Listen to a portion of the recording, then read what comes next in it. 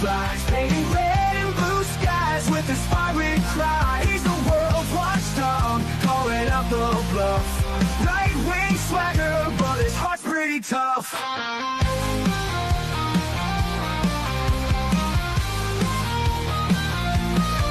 He's a Republican dragon with his truthful slight. Fights the battles unseen in the shadows of the night. From policy to passion, he breaks it all down, giving a voice to the voiceless, wearing his crown. Caffeine-fueled mornings, the smoke curls dance. Fluffy at his feet, giving life one more chance. Through algorithms and bias, he cuts straight and clear. Michael's roar echoes in the hemisphere. Michael Bass roars through the screen, he flies, painting red and blue skies with his fiery cry. He's the world's watchdog, calling out the bluff. Right-wing swagger, but his heart's pretty tough.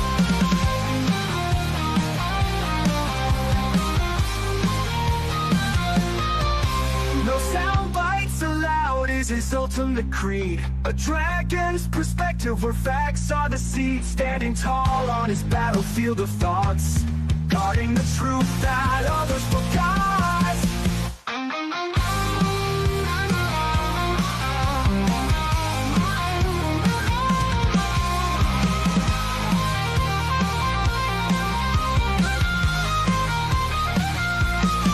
Michael Bass roars through the screen, he flies, painting red and blue skies with his fiery cry. He's the world's watchdog, calling out the bluff. Right-wing swagger, but his heart's pretty tough. Hello everybody, and thank you for joining us. That's right, this is No Soundbites Allowed, and I am your host, Michael Voss, the political dragon here in our offices in the Bronx, New York. It is June 8th. It is 2:32 in the afternoon, and I thank you for joining us on this. Well, it's relatively a nice day here. We had a couple of days of rain, and now we had a day off, and next week we're going to have a couple more days of rain. So it's a really nice day, and I'm sure some people are watching outside on their phones. Thank you for joining us. And those who are inside, thank you for joining us as well. Hello, John. Thank you. You're the first one to make a comment today. I appreciate that. I always look forward to all of the comments that may come to us. For those who are new, I want to say welcome and thank you for giving us some of your time today. Whether you spend 5 minutes or 5 hours with us, we appreciate that you have joined us. And to let you know, we do long-form political commentary. We don't believe in 30-second sound bites. We don't believe in political bullet points. We talk about the issues, and we interact. This is a conversation between me and you, no matter where you are in the world. We have an international audience and across the United States, so you are always welcome to make comment about whatever you think is the important issue, because that's what we do. We focus on, every Sunday, on the First Amendment, the freedom of speech for everyone in the world. It is a right of every human being to be able to speak about the issues that affect them every single day and how we are interacting with each other. And whether your government agrees or not, and many don't, and whether or not the internet overlords agree or not, and most of them don't, we will have this conversation every Sunday, as we have been doing for 8 years now, out of the 20 years we've been doing political commentary, to be able to hear your voice and to know what you think about all of these issues. And there we go. Got to fix my microphone there. Sorry for that. But that's what we do here. Now, as you can see, John has already left a comment. If you are on YouTube, X, Facebook, Rumble, there's a couple of others that we're on. You can leave a comment, and we're happy to hear what you have to say about any issue that you think is important in terms of politics. I'm always happy to answer any questions that you may have, or if there is a subject that I'm not discussing and you want to bring up, please let me know. We can talk about anything. That being said, and when I say anything, I do mean anything. People often like to test me on that. Pretty much everything that's happened in politics in the last 50 years is something that I've written about and or discussed at various speaking events over at colleges, at, well, just in general. So I always look forward to people being able to join us there. Now, going forward, there's a lot that's happening right now. Obviously, the big news, everyone's talking about it, and we will talk about it as well, which is, of course, the riots in LA. And let me be very clear about this. It isn't an unrest. It isn't a civil disturbance. They're absolutely not protests. We are talking about riots. When you are burning property, when you are destroying and defacing property, vandalizing property, when you're attacking members of law enforcement and other human beings, that is not a protest. That is violence. That is a crime. That is not a protest. That is not protected by the First Amendment. Let's get that clear. And as you can see here, the majority of the mainstream news media, especially in the United States, are very adamant to call this anything but what it is, which is a riot. It is not a protest. It stopped being a protest when they started damaging property, when there was violence being enacted. The moment the first person got violent, the moment that the first property was destroyed, it stopped being a protest and it became a riot. And it has been a riot that is going on.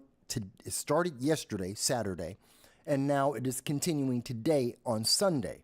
As many have already brought up in the news media, about 4 hours ago now, Donald Trump authorized and has sent in 2,000 National Guard troops, California National Guard.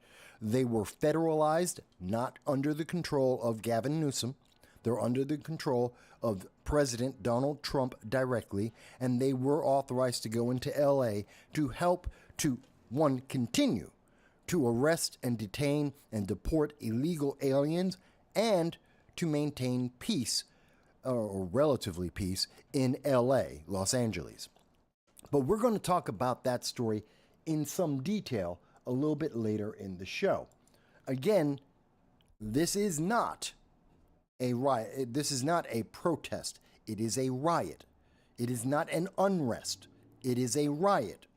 Just like the mainstream news media tried to ignore or downplay the autonomous zones that continue to this day to be across the United States, and they always try and minimize it, even as we see like the defenders of the Atlanta forest, who were committing acts of arson within Atlanta and attacking law enforcement and fire departments and EMTs. They denounced it, they downplayed it, they made it seem like it's nothing. Millions of dollars were, well, tens of thousands of dollars, possibly hundreds of thousands of dollars were being destroyed, taxpayer money, against the will of the people of Atlanta. That's what you get with autonomous zones. And the media downplayed that because they agree with the leftist progressive socialist agenda. And so they try to make it sound as nice as possible. The 120 days back in 2020 and 2021, the 120 days, fully a third of a year of rioting that was in Portland. And the news media barely talked about it. And when they did talk about it in the nicest terms possible, not talking about the devastation that continues to harm Portland to this day. The autonomous zones, like the sometimes called the CHOP or the CHAZ, the Capitol Hill Autonomous Zone in California. And what do we see there? Kids died in Atlanta. The attempt at an autonomous zone in Atlanta. Children, an 8-year-old, died. We saw that in Indianapolis. A mother was killed because of the autonomous zone.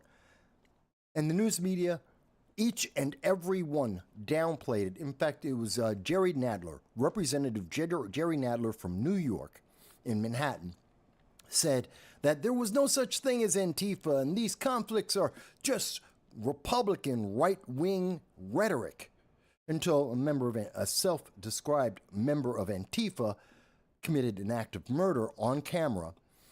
And then Jerry Nadler just didn't want to talk about it at all. Because the left agree.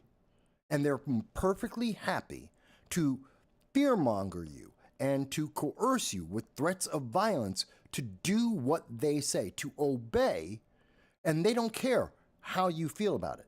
They only care about, did you obey? Are you complying? Give them your money and your vote and shut up. And that's the sad thing about it. That's truly the sad thing. Now, if there's anyone on the left that disagrees with my description of this, I'm more than happy to hear your comments. Please tell me how I have misunderstood the autonomous zones since before 2020, actually going back to about 2016 till today. Please, I'm happy to hear your question or your attempt to try and educate me on something that I've been studying for many years now. Let's have that conversation. If you think that what is happening in LA right now, illegal aliens, some are calling it an insurrection. I don't know that I would go that far.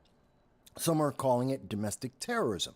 Again, I'm not sure that I would go that far, but I would absolutely tell you it's not a protest.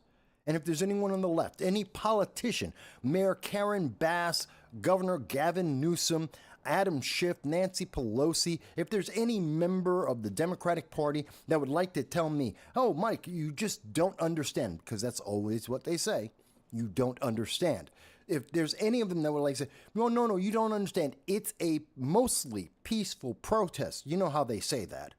As they commit acts of arson on live TV, CNN recording the whole event, as they say, yeah, this flaming building behind you, don't pay attention. That's not important. It's just arson. It's mostly peaceful. No, that's not mostly peaceful. And what's happening in LA is not a protest. The fires, the buildings being destroyed, defaced, that's not a protest. That's rioting.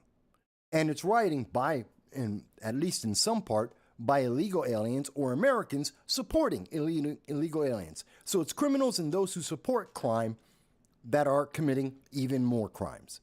That's as simple a description of it. If you're wondering what's the headline, what's the breaking news, that's it. That's the easiest way to describe it.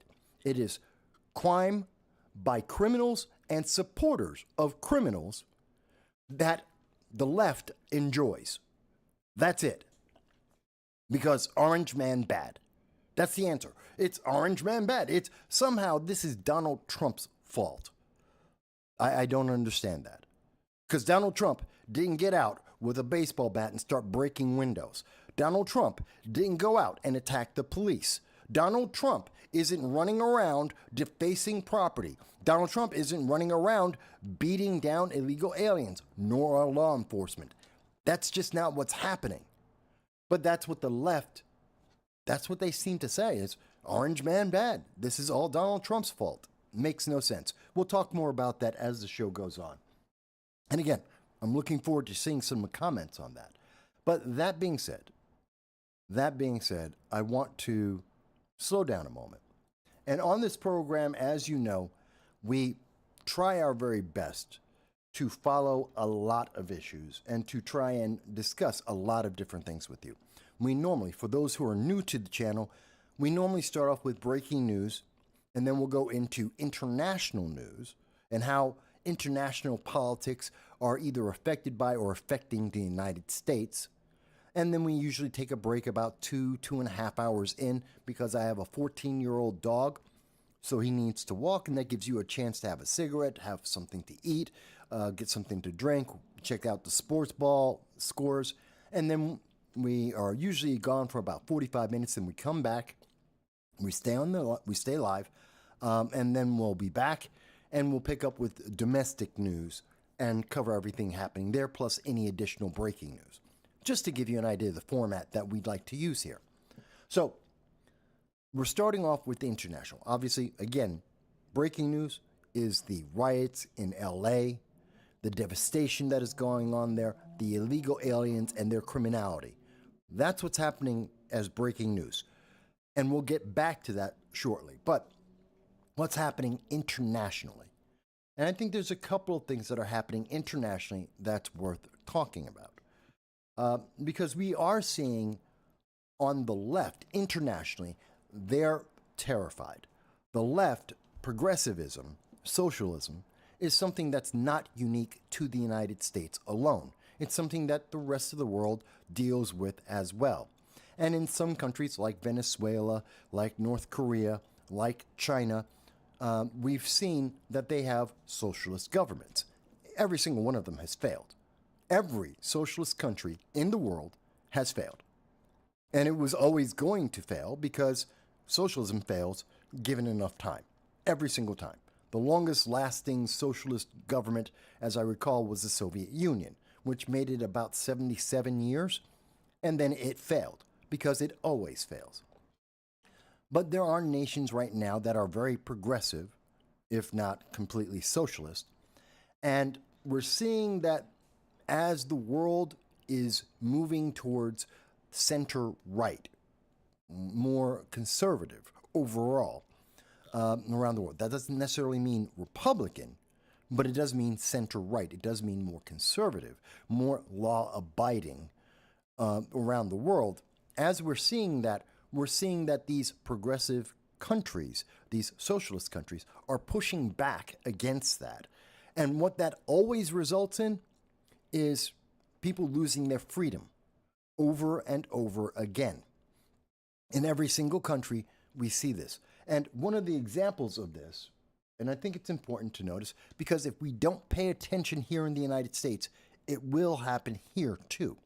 Because it's kind of happened to a degree here already. See, there's a Brazilian comedian, and he just got sentenced. This is news from 2 days ago. On Friday, he was sentenced to jail because he made a joke, and some judges took his joke to be racist and or homophobic. Now, I'm not going to tell you that he's the best comedian in the world. Leo Lins is his last name. I think it's pronounced Lins. Leo Lins is 42. He's been doing comedy. He's got a couple million followers in Brazil and around the world. He's very notable. And you may or may not like his comedy. Kind of like Dave Chappelle, kind of like Rodney Dangerfield, or, oh God, I'm just forgetting so many people. There's so many great ones. Robin Williams. I can't even remember them all. I'm trying to think of all of them, seeing their faces in my mind. But you may or may not like any individual comedian or any individual stand-up routine that they may do. That's a personal choice. That's subjective. And comedy is absolutely subjective.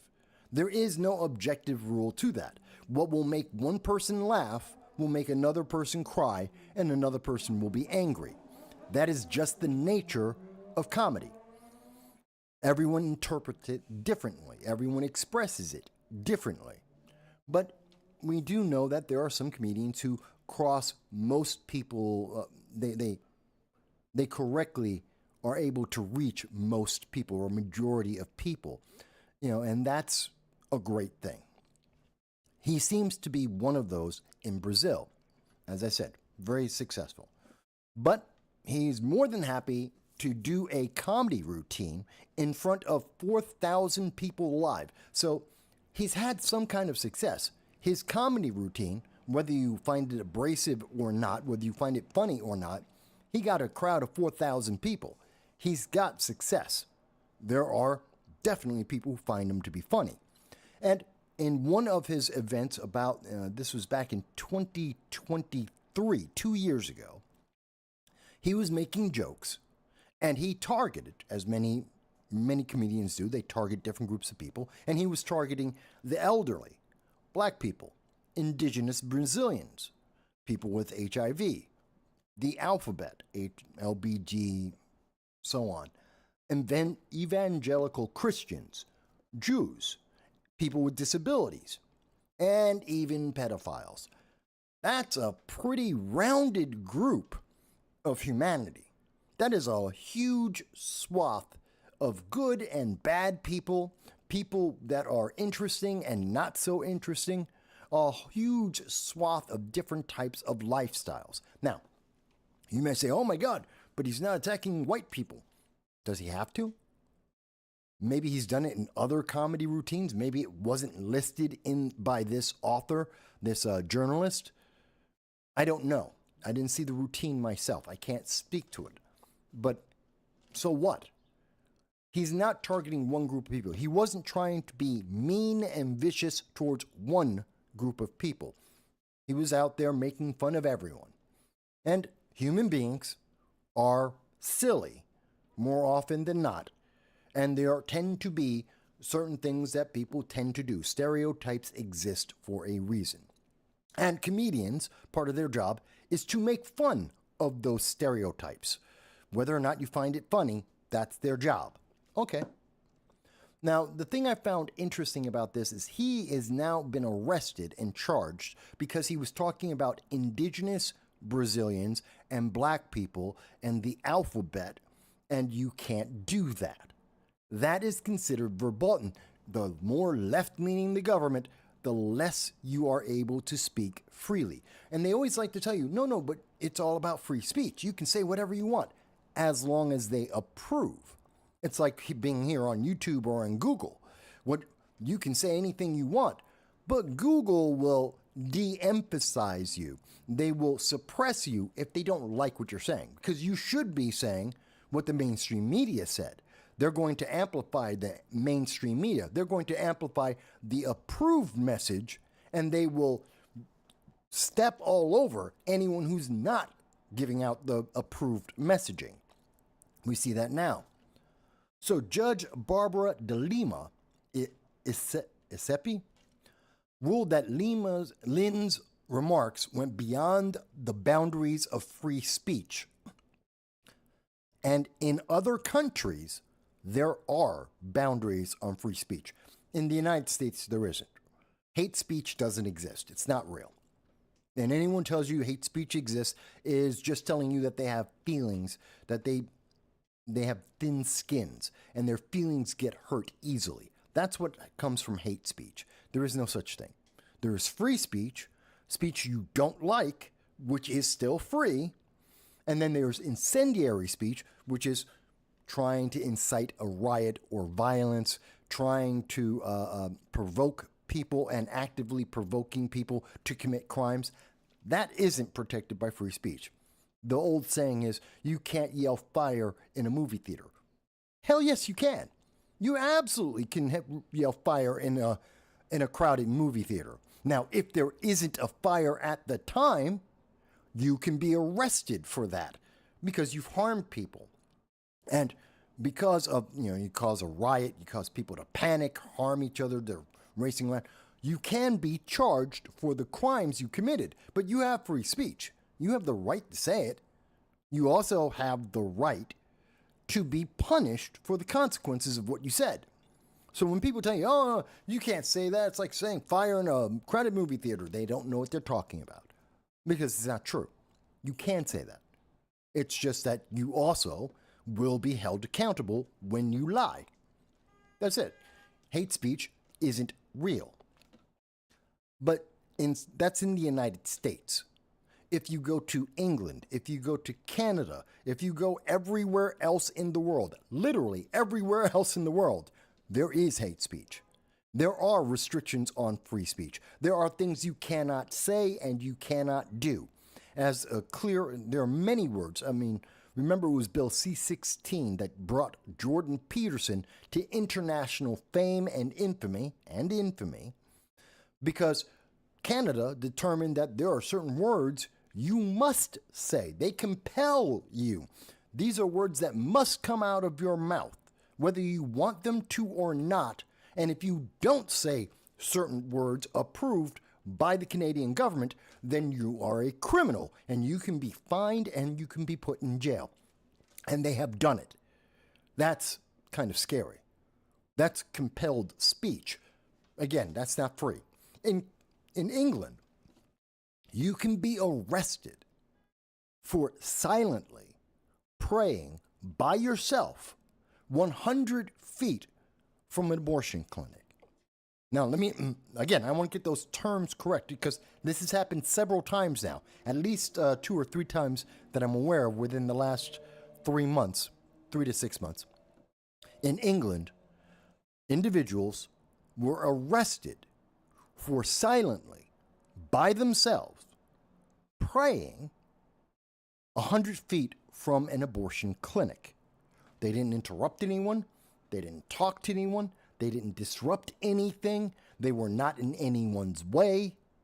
But because they existed and they were expressing themselves silently, they were arrested and charged. It's insane. So in Brazil, we have this judge who says, I don't like the joke you made.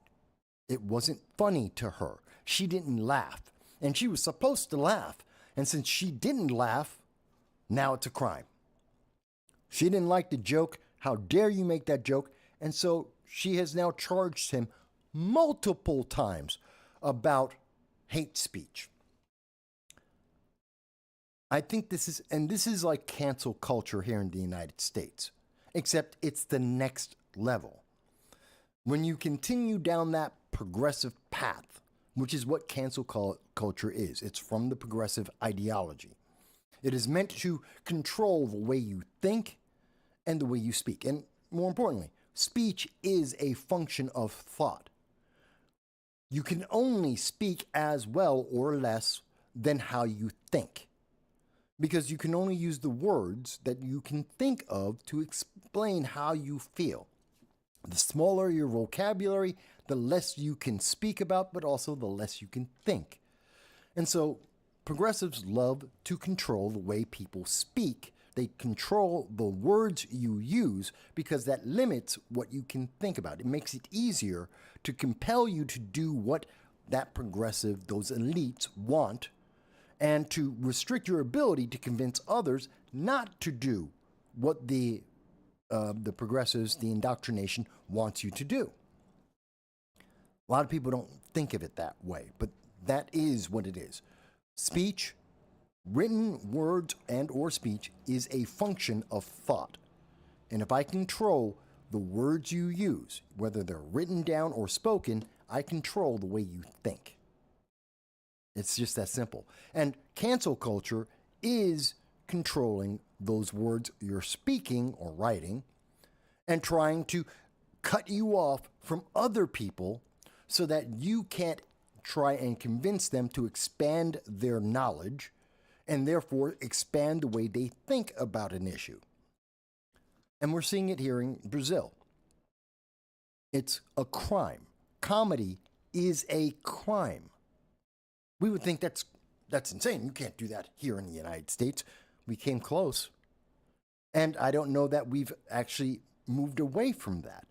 Cancel culture may not be as popular. It's never been very successful, but I don't think we've gotten away from that. I think that colleges are more distracted now about other things. I mean, they got to say Orange Man bad every day. They have to explain to you in every single situation, everything that you do, any failure you might have in your life, it is somehow connected to Orange Man bad. So you must reject MAGA, America First, Republicans, conservatives. You must reject President Donald J. Trump because Orange Man bad. So since they're so focused on that messaging, the same messaging that they've been trying to shove down your throat for literally 10 years now, and it hasn't worked, but they keep trying anyway, well, that takes away from their ability to provide you with cancel culture. But don't think that the rest of the world is as focused on Donald Trump as American progressives are, American Democrats are. No. The rest of the world is more than happy to continue, the leftist nations out there, they're more than happy to continue to remove people's ability to think and to act. And we're seeing it. The progressive movement has poisoned the world, and that poison has not ended just because we got a new president in the United States. A lot of people don't talk about that. I think it's kind of important. The battle for those who are fighting the culture war, who are trying to express ideas other than the approved messaging that we see shoved into every TV show, every movie, every book, every comic book, in our classes, in our education. anyone who's fighting against that, because I mean that's anyone. That's your third-party groups, whether you're a Green Party, whether you're the Libertarians, as well as conservatives and Republicans. This battle that we're having against approved messaging, against the authoritarian intelligentsia, it ain't over, because it's all around the world. We may lead the world, and we can lead the world out of that. But the problem is, the intelligentsia, the indoctrination of education, has led us into this problem, and we haven't resolved it yet. So I thought that was worth talking about. Again, people disagree. I'm more than happy to hear their thoughts. Also, I want to reach out.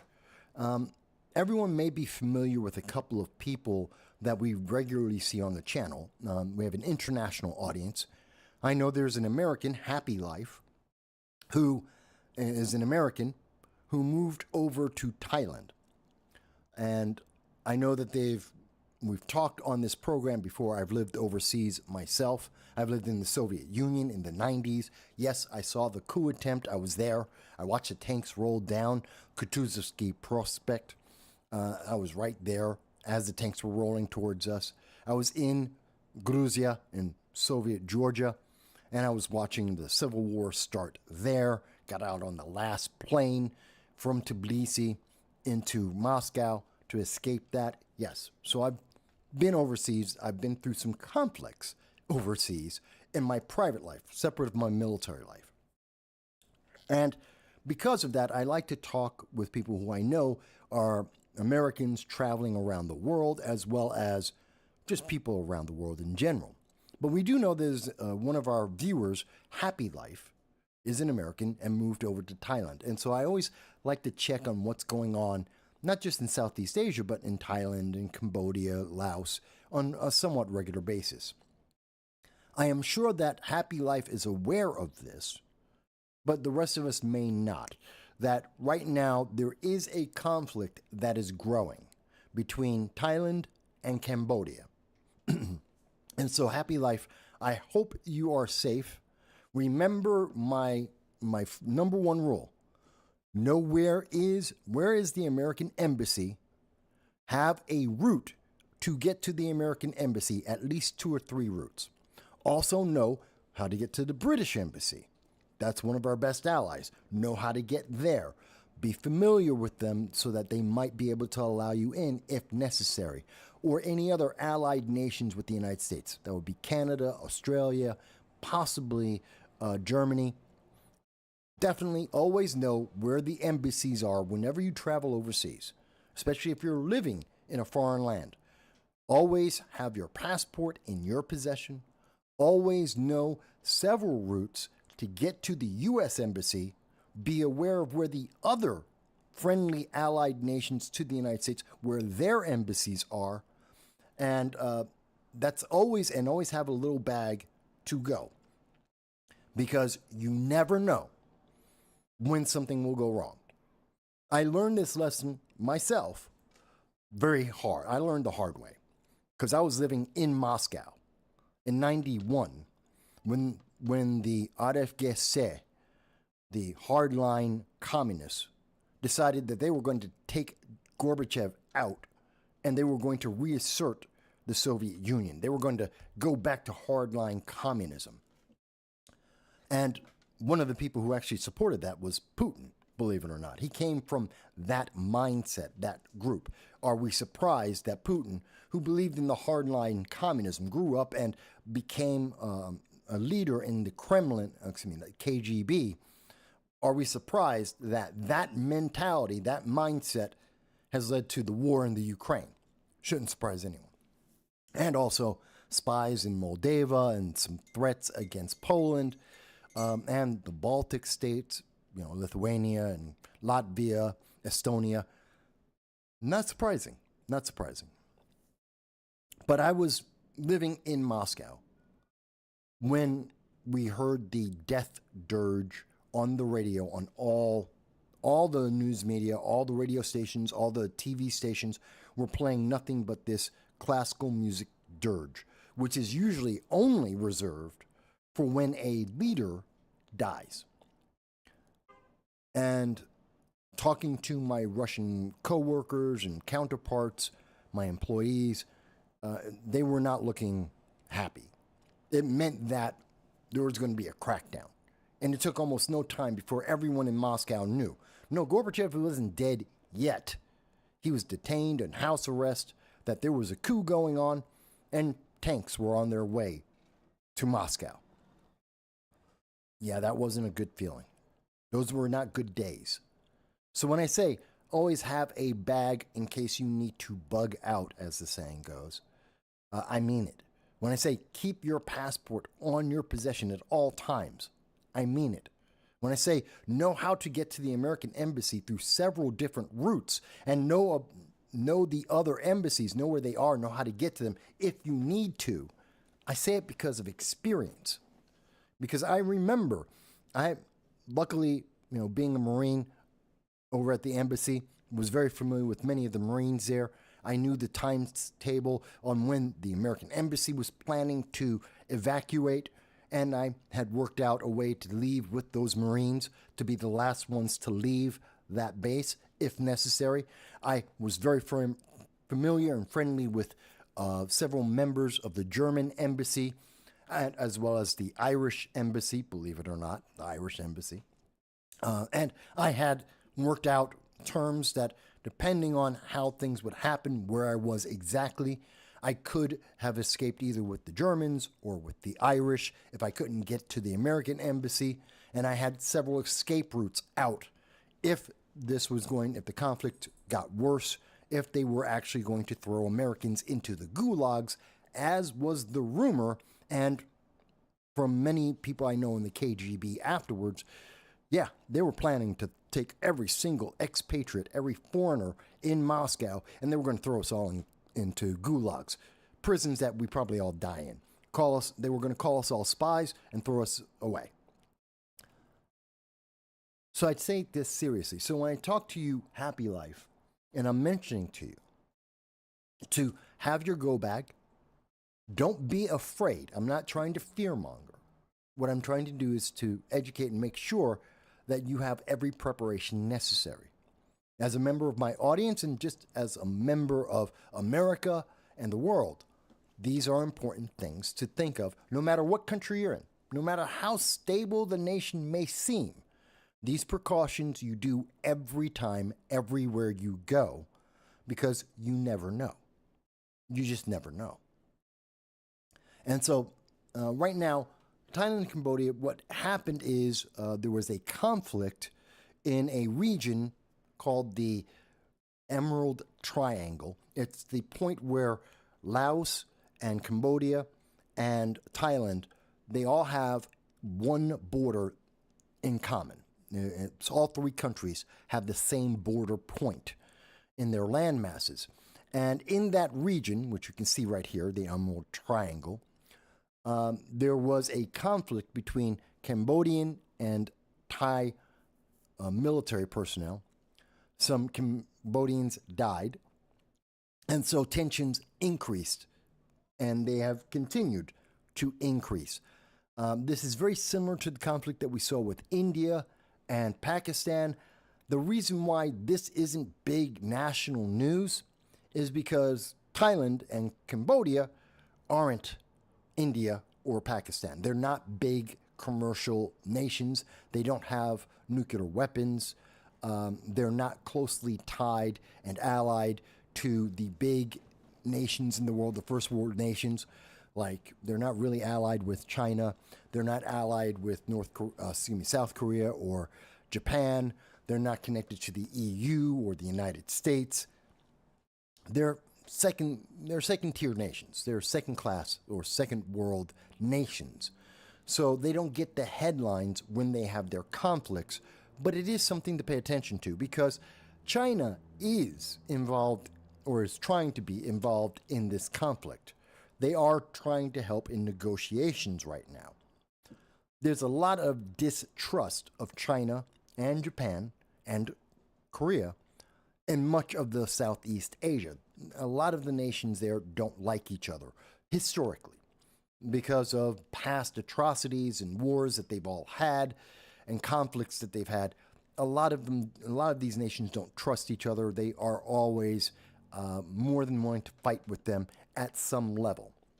So that adds to some of the difficulties of the history in that region. And when conflict does start building up, it's very difficult to ratchet it back down, to de-escalate the situation.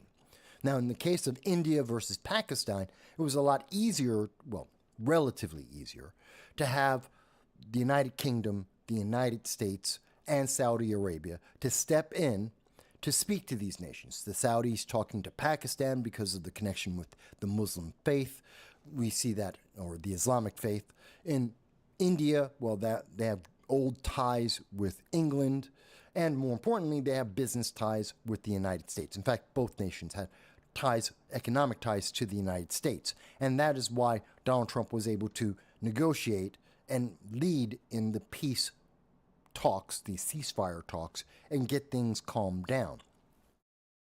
But because we don't have those same economic ties to Cambodia and to Thailand, or even Laos for that matter, and we don't have as much influence, China's trying to do what the America does with these second world nations, but they have far less trust of each other, so it's not working.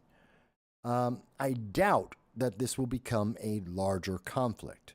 I think it's going to be just that small region between those nations. You're going to see some pot shots taken by various small scale, a company, a squad will shoot at another company or squad back and forth. It'll be an ongoing fight for a little while, but I do not see that becoming a national event. I don't see the nation of Cambodia and the nation of Thailand going to war over this. I don't see that. But there will probably be some economic impact that will affect part of Southeast Asia, not massively, but it will have an impact. That should most likely will have some impact on electronics and their costs, some clothing and apparel and their costs, because that's impacted in that region. But I don't see it being devastating. All of that I say to Happy Life, just watch your back. Just be aware of your surroundings. Crime gangs and criminals tend to become more active if there is more unrest between nations and the potential whisper of war is in the background. When there's some kind of shooting conflict, you tend to see more gangs and more criminality taking place because police and governments are more distracted, and so they have more opportunity. So keep that in mind. Be aware of your surroundings. Be aware of the people you are dealing with. Confirm your go bag. Make sure it's ready with everything that you might need. And reconfirm your route to the American embassy and or any other embassy. Make sure that you know that, they didn't start doing road construction on the road you thought you would escape with. Just do that to be safe.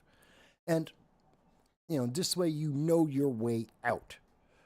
On top of that, make sure that, right now you have Donald Trump, and I don't believe Donald Trump would abandon Americans willy-nilly.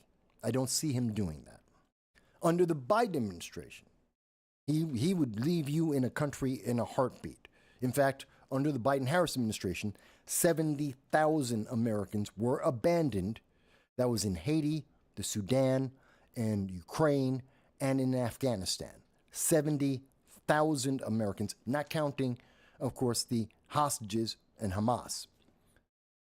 So when we have weak presidents, it is even more important not only to know all of what I just explained, but also have an alternate private route, know how to get to an international airport, and have the ability, not necessarily the need, but the ability to be able to buy a ticket to another safe international country. So if you're, in this case, we're talking about Thailand, you would have the ability to fly to India and or South Korea and or Japan. These are safe international countries, maybe even the Philippines, safe countries that are, in this case, positively aligned with the United States, if not our allies. And therefore, once you can get out of a country in conflict, then you can get to that neutral, safer nation, get to the embassy there, American embassy there, and find the rest of your way home. But this gets you out of the conflict zone. And if you have a weak president, this is important to know how to privately, that you can privately afford that ticket to that neutral country. You have the ability and the means to get to that neutral country so that you can then figure out how to get home. Because weak presidents like Obama, like Joe Biden, like Vice President Kamala Harris, they will abandon you in a heartbeat. They have. 16,000 Americans were abandoned in a week in the Sudan. That was the end of April, beginning of May of 2023. You don't believe me? Look it up. I covered it on this channel. We have videos on it when it happened. 16,000 Americans just thrown aside, said, figure your way out of Africa. Figure it out. Oh yeah, by the way, Sudan is in the middle of a civil war created by ISIS. Good luck. That's what the Biden administration did. Thank God, now we have Donald Trump, who I think is far less likely to do anything crazy like that. He would get the Americans out. He would be there to get Americans out. The embassy would close after the Americans are out. That's what I believe the Trump administration would do. You can hate him, you can dislike him, you can tell me you think he's orange man bad all day long. I believe, and based on his history, his record, he's not going to abandon American citizens. That's not what he does. He got back the last 2 living Americans from Hamas. And he did that he had to go behind Israel's back. He did it without notifying Netanyahu. But the important thing, his priority, as he said on the campaign trail, was to get the American hostages back, to get the living Americans back home. He did. Sadly, because of the Biden-Harris administration's failure, abject, complete failure for 582 days, there were only 2 Americans left. Hamas killed 17 Americans that they were torturing and sexually abusing because they had taken them hostage. 17 out of 22. The last 2 were saved by Donald Trump. So again, not everyone will need to know this news, and people who travel overseas should know this, but it's something that's not talked about a lot right now. I still think it's important, especially with the greater context of this is what you do in a nation that is in the middle of a conflict. Be aware, follow the news, know what your exit plan is. Always important, always vital. That being said, talking about countries that are getting themselves into a conflict, the United States has been talking a lot about Greenland under the Donald Trump administration. Since January 21st, the United States has been talking about either acquiring all of Greenland or getting the mineral rights and some land rights from Greenland's government so that the United States can get some of the rare earth metals that we need and to be able to protect the Arctic Ocean and the Arctic air from potential dangers for the United States, to help protect our nation. And so we're having those conversations with Greenland. And they've been ongoing. The conversation hasn't ended, but it hasn't been fruitful at this moment.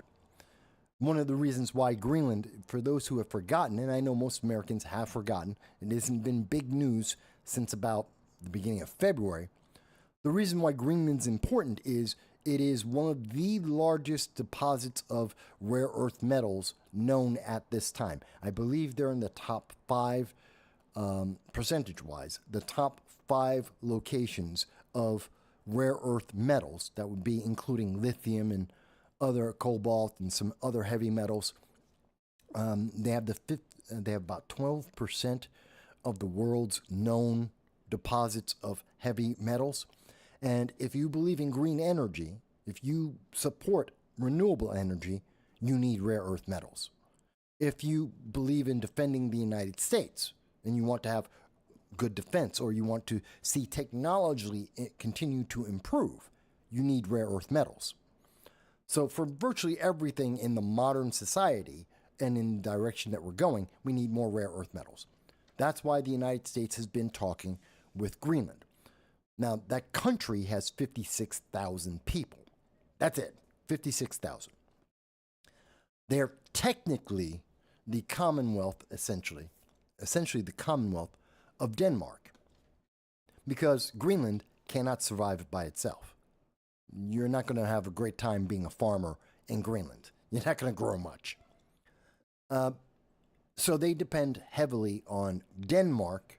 The United States has suggested that we'll be more than happy to take over the entire country, the entire landmass. We'll bring in our resources, we'll develop the land, and we'll be able to help those people have a better quality of life and also a better income. All of that being said, that's died down. Negotiations are still going on. But the news about that and the hype, and if you remember back in February, there was massive hype. Oh my God, Donald Trump is trying to become a dictator of the world. Donald Trump is trying to be a conqueror. He's trying to take over all the countries. See, we told you, Orange Man, bad. The world is going to end. He's going to try and take over the world. It's just Orange Man, bad. That was basically the conversations in February from the mainstream news media. That's mainstream conversation. That's not independent news media. That's what the mainstream was saying. Of course, they lied. That was fear-mongering. Didn't happen. There was no major conflict. We didn't start a war with the EU. The Danish aren't at war with the United States. We didn't go into Greenland and take them over by force. Never happened. Wasn't going to happen. But France is now going to Greenland. And I found this interesting because if you read this AP article, you'll see that they word this very much as if we were back in February, talking about Donald Trump wanting to use force. Here it is in the third paragraph. The visit by Macron, whose nuclear-armed country has one of the EU's strongest militaries, comes as the U.S. President Donald Trump hasn't ruled out using force to carry out his desire for resource-rich and strategically located island to become part of the United States. Donald Trump isn't trying to take over Greenland by force. Mind you, he can't. That would take an act of Congress. It would be an act of war. So he would need Congress to say yes to taking over Greenland, which Congress is not going to do. The American people don't want to take over Greenland. It's not anywhere on the priority list of anyone in America, let alone Congress or the Senate. It would never happen. And the president cannot do that unilaterally. A lot of people, well, he'll just send troops over. No, he can't just send troops over to start a war. He can't. Doesn't have that power. He is commander-in-chief. He still can't start a war on his own just because he wants to. Can't happen. That's just not a reality. But the AP doesn't like Orange Man bad. So they're going to make you feel like he could.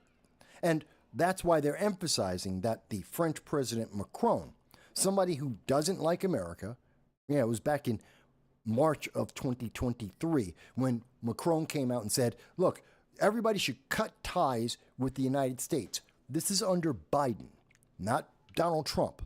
Under the Biden-Harris administration, Macron said, cut all the ties between the EU and America. We should join sides with China. Literally, this is what he said to the EU, to the European Union. And so we know where Macron stands.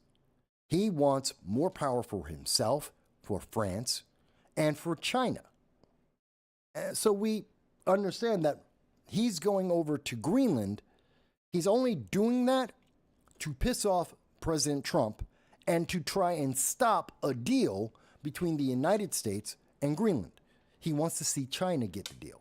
He wants China to have more heavy metals and rare earth metals. He wants to give the money and the power for the future in terms of green energy and renewable energy, in terms of technology. He wants that to be in the hands of China, because he thinks that if China wins and China becomes the biggest economy in the world, if China becomes a stronger military, well, they're going to be more friendly to France, because France is one of the first countries to say, we want to be buddy-buddy with China. I think that's absolutely illogical. I think it's stupid. I don't think that's beneficial to the people of France. In fact, the people of France don't think that was beneficial. That's why the people of France, in fact, voted out the left, liberal, progressive government. The people didn't want them. He had to pull strings to try and get a government put together. They have a parliamentary system, so that means a coalition. He had to pull strings to get a bunch of the leftists all to come together temporarily to defeat the center-right party, because the world is moving more conservative. The world is going center-right. That's France, that's Germany, that's Italy, that's Sweden and Switzerland.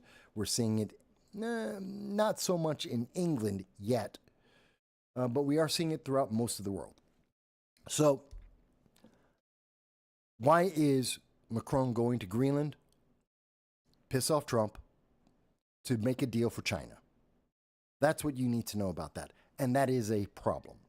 That means that before the end of the summer, you're going to hear more about Donald Trump or Donald Trump Jr. talking with the government of Greenland and or Denmark, trying to convince them to make a deal. And that means that you're going to hear more talk from the news media saying that Donald Trump's going to just take over Greenland by force. Not going to happen. It will never happen. I will make bets for money with people. We're not going to start a war with Greenland or Denmark. We're not going to just come in and take it over. Not that we couldn't. I mean, if we wanted to just take it over by force, there's no one in the world who could stop us. And I say that because there's only 56,000 people on the entire island of Greenland. The only countries that could get there in time to even try and consider trying to stop the United States would be Canada. And they can't beat the United States. Iceland might also be able to try and get there in time to stop the United States. They can't stop us. The only other country would be China or Russia. And that would be seen as starting a major third world war. They're not going to do it. Not over 12% of the rare earth minerals in the world. They'll go back to Africa, where China and Russia have been working for over a decade since the Obama administration to make deals and to be in part of those governments. They'd just go there because it's easier, less trouble, less difficulty. They have more leverage. They wouldn't go into Greenland. So no, we're not going to have World War III over Greenland. No, the United States isn't going to take over Greenland. And yes, you will hear more about Greenland coming up over the summer because Macron is out there to try and get a deal for China. I think it's important. Mainstream media is just not going to tell you that. AP doesn't go into that. They're just going to tell you that Greenland, they're so happy to talk to Macron and the EU. And mind you, no one's giving them money. EU, France, no one's giving them money. No one's making deals with them. No one's helping uplift the people. That ain't happening. But they'll say, hey, Orange Man bad. Orange Man bad. We're with you. Orange Man bad. Oh, you need money? Sorry, can't do that. But Orange Man bad. You need a higher quality of life? Sorry, can't do that. But, Orange Man bad. We're in solidarity. Orange Man bad. Don't expect us to do anything, though. It's just crazy. I know. Not everybody follows these things. That's okay. I do. And I'm just letting you know some of the things that you will see coming up. I did mention a little bit about the Middle East because we're going to talk about Israel in just a moment. In a moment, we're going to talk about a mistake I think Israel has made. A new, unique mistake by Israel. I'm going to get to that in 1 second. But right now, I think we didn't speak about it last week, and I think it's important that we do speak about this, that right now, as some people may be aware, since Joe Biden has gone, the United States has been in talks with Iran, with the Ayatollah, not for the Obama nuclear deal. That's not going to happen. Obama's nuclear deal is never going to happen because it sucked. It was horrible. The worst thing about it is it allowed for ICBMs, for drones, for hypersonic missiles to be created by Iran. And in particular, with hypersonic missiles, we can't shoot them down. They can't be shot down. So if Iran is able to make a good, functional hypersonic missile, we wouldn't be able to shoot it down, and every location in the world, in particular in the United States, would be a target of nuclear weapons of Iran. And that's why you should be scared. Because if Iran, it's not that Iran has the ability to make a nuclear weapon. Lots of countries do. That's not the big thing. That's not the big problem. The big problem is how do they deliver that nuclear payload? And same thing with chemical weapons, same thing if you just want to have a dirty bomb, a dirty radiation bomb. You don't even need nuclear arms. If you have a missile, you have a delivery system, a missile, a drone, an ICBM, something that can deliver chemical weapons, nuclear weapons, dirty bombs, radiation, then you have a threat to those nations. You don't need nuclear weapons per se to still be threatening. And Iran knows that. And Obama allowed them to make those missiles. Oh, don't build a nuclear bomb. Don't build a nuclear bomb, but you can build an ICBM. I'm sorry, the problem is both. And if you have to completely stop Iran from doing one or the other, stop them from making the ICBMs. Stop them from making missiles, hypersonic missiles. Stop them from doing that. Because even if they have a nuclear weapon, if they can't move it anywhere, it's not a threat. Or at least it's a lot less of a threat. If they can't get that nuclear weapon out of Iran, it's not as big a threat to anyone else. Yes, there'll be a nuclear power, but they can't do anything. If they have missiles and they have nuclear weapons, now we have a problem. Now they can hit Europe, which they hate. They can hit England, which they hate. They can hit Canada or the United States, which they hate. And of course, they're going to hit Israel because they hate them. And so that's where the problem comes in, is that delivery system. Obama never thought about that. Biden didn't care. And as we know, Biden couldn't care because he wasn't mentally there. He wasn't capable of knowing enough. And Kamala Harris probably never thought of it in the way that I'm explaining, because that's not the way it's explained in the mainstream news media. Everyone talks about the nuclear weapon. No one talks about the delivery system. And the real threat is the delivery system. That being said, so the United States is in, we made a deal. Iran, the Ayatollah, said no. That doesn't mean it's over. It doesn't mean that suddenly the Middle East is going to go back into absolute turmoil, that the United States is going to invade Iran. Not going to happen. Some people on the left like to say these things. Not going to happen. What it means is we're going to keep talking to Iran, because Iran knows they have two choices. They can talk to the United States, or they will have every sanction, about 36 sanctions, that the Biden administration took away, the Trump administration will put right back, and then add some new ones on top of it.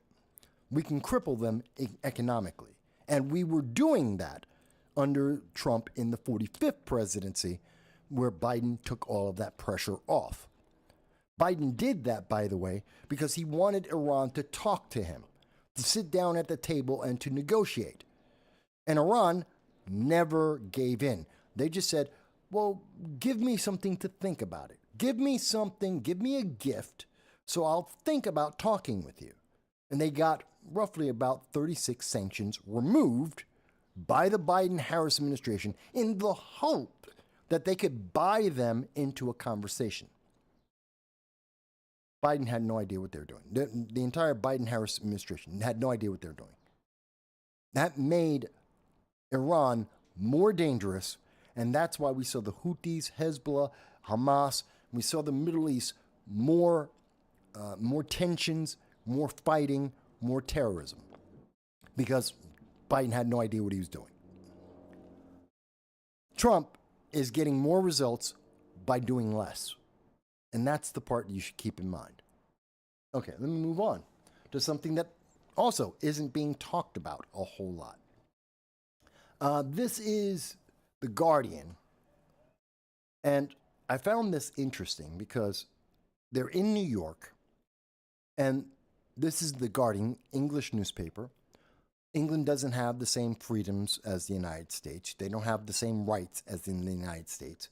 You don't have a constitution in England. And they're talking about illegal aliens.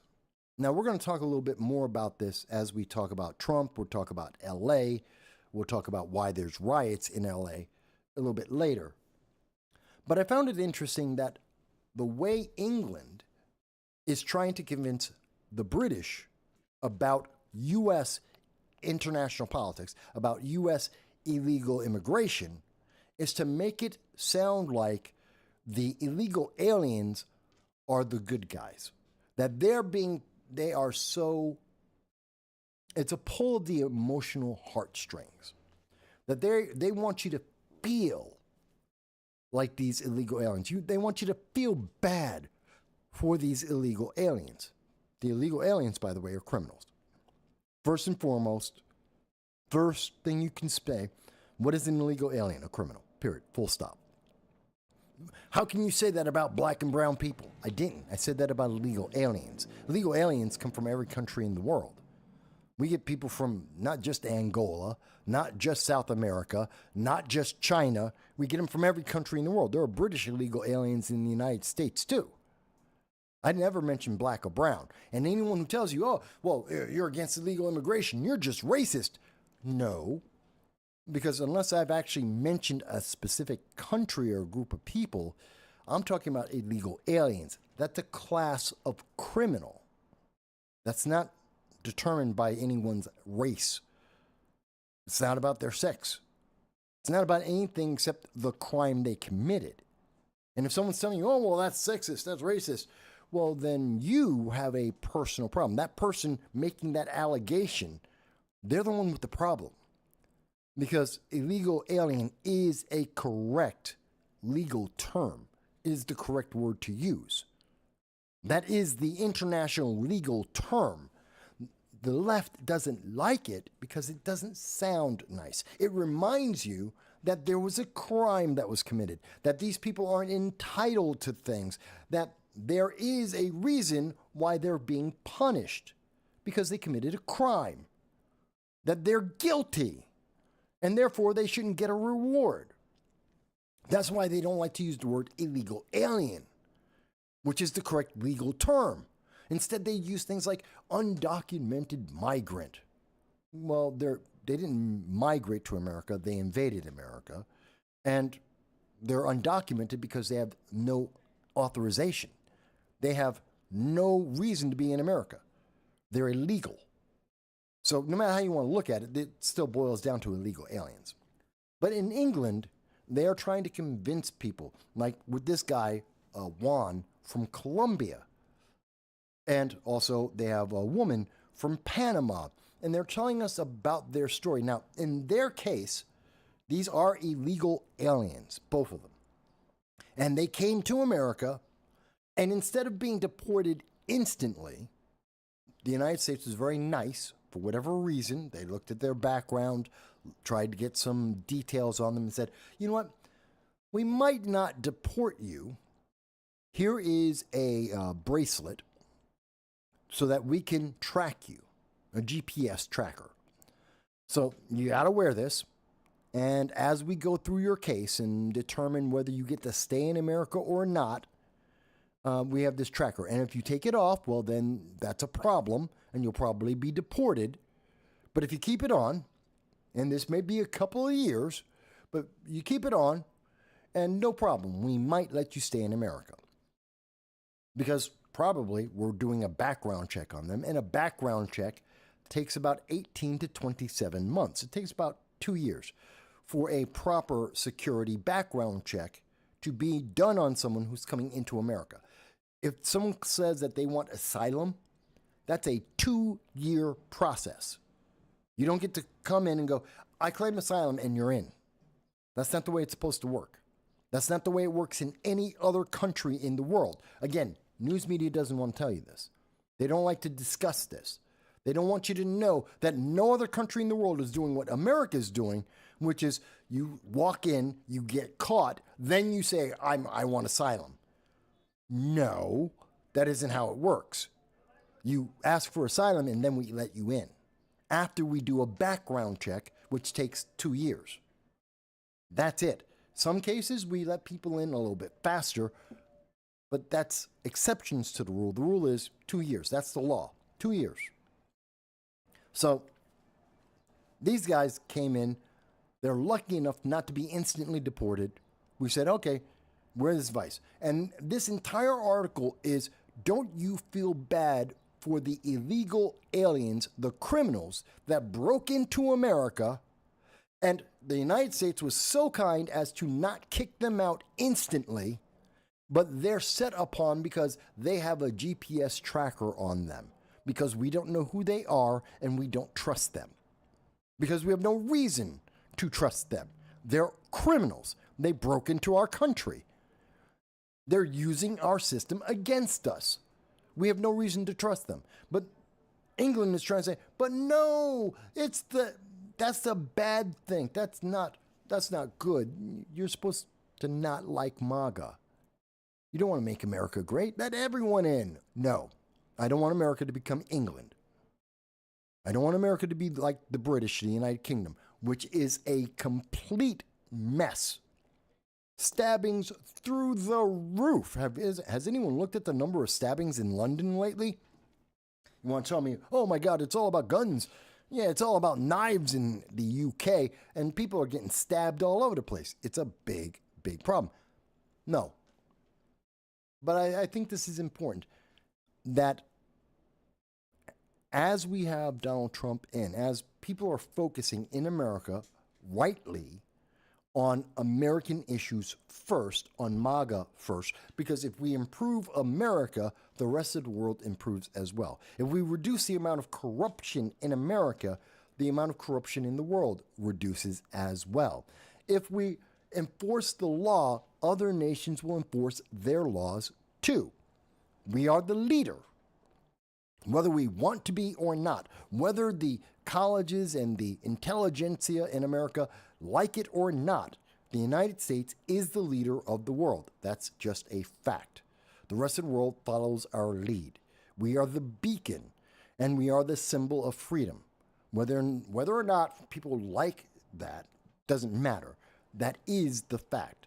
And so if we're abiding by the laws, other countries they won't match us, but they will attempt to get closer to what the United States is doing, especially if they see that it's been successful.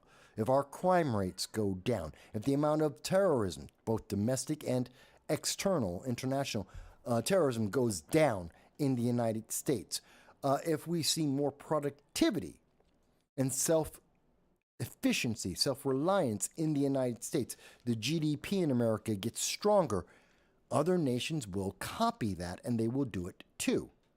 That's not good for the left, because it is happening. It's a long process. It takes about 5 to 10 years. It's a long, slow process, but America culturally has already been on this process for about 5 years now, maybe 10. That we've been moving towards a more conservative, more America first, more self-reliance, self-efficiency. We're on that path already culturally, and now we're starting to see it legally in our politics. And it's working for the United States better than it works for any other country. Going down the progressive path was destroying America, was increasing the amount of corruption, was destroying our foundation and our unity as a nation. We're more likely, the longer that we have people like Kamala Harris and Joe Biden and Nancy Pelosi, AOC, Chuck Schumer, the longer we had those kind of people, Ilhan Omar, Anna Presley, Adam Schiff, the more we had those people in power, the more that they were determining all of the laws, the more fractured the United States became, and the more likely it became that we were looking at a second civil war. And as America became more dysfunctional, the rest of the world became more dysfunctional. The only reason why Putin decided to go into the Ukraine when he did is because Joe Biden abandoned 5,000 Americans in Afghanistan and ignored it. America's dysfunctional. Perfect opportunity to go forward. Joe Biden did not have the capability, did not have the political will to do anything about it. Therefore, Putin went into the Ukraine. Biden was like, what are you doing? Stop, we'll put sanctions on you. And Putin said, I don't care. And Biden didn't have anything else to say. Why? He expected people, I said it, I'm a progressive. You should just stop. I said, that's not the right thing to do. You should stop. I'll call you an ist. I'll call you a phobe. Putin's laughing in his face, laughed in his face and invaded. And thus we have the situation we have now. So the more America moves to the center right, and the more stable America becomes, and the more self-reliant America becomes, the less corrupt America becomes, the more of an example that we are and other countries will follow us. The left do not like that. The left dominate in entertainment. The left they are overloaded in terms of movies, entertainment. We're talking about songs and sports ball and all that crap. And also in news media. You go to the college to get the degree so that you can get the job. So you want to be a journalist. Well, then you go to Harvard or Yale or Columbia. You'd be amazed if you look at the degrees of the colleges that many of the top personalities on the network TV, the cable television networks, the big names on the bylines in many of these newspapers, you'd be amazed how many of them come from Ivy League schools. And so in those schools, they get indoctrinated into the leftist progressive agenda. That's why the newsrooms, every time there's a poll done on this, we find out that something like 80 to 90% of everyone in that newsroom, every reporter, every editor, everyone is a leftist, progressive, and or Democrat. 80 to 90%. So they don't want to report the news that what Trump is doing is effective. And so they want to hold on to their open border, anyone gets asylum policies that are destroying their infrastructure and their nations. Thus, they're coming out with articles like this to try and make you feel bad for these illegal aliens, avoiding as much as they can. This is a consequence of the crime. If Juan for Colombia, if, what's her name? Genesis from Panama. Genesis is her name? Genesis? Anyway, if Genesis from Panama, I think that's a fake, that's at least a fake name, if not a fake person. But Genesis from Panama, guess what? They're criminals. If they didn't commit the crime, if they had claimed asylum, they wouldn't be wearing a GPS tracker. If they claimed asylum and they were allowed into America, they wouldn't be part of this article. They'd be legal migrants. Has nothing to do with illegal immigrants. They're not illegal aliens. Legal migrants, no one would care. They wouldn't have a GPS. You wouldn't even know. But they're illegal. They're criminals. And this is the least of punishment that they could possibly get. And you're supposed to have a bleeding heart and go, oh my God, it's so mean. Orange Man's so bad. Are you kidding me? Do you remember just 9 months ago, not even a year ago, that New York City was bleeding to death because of the illegal aliens. Just 200,000 illegal aliens, not the 8 million that came into America. Just 200,000 of them was costing New York City alone $2 billion a year that we don't have. That they had to cut back in all of the services for poor people in New York City. We already have our own poor people. But the left was so preoccupied in providing them hotel rooms and shelters, food and money, that literally American moms and their children were put out into the middle of the street in the middle of the winter because of stories like this, because of leftist ideology like we see here in The Guardian. People don't like to talk about that. We should. All right, let me move on a little bit. We're almost done with the international stuff. Almost done with the international. Don't worry, we're getting to the LA riots. It's coming. Plus more, but we're getting there. I wanted to make you aware about what's going on in Japan. Now, for a long time now, since the moment Japan made the announcement, we told you that they're going to have a military.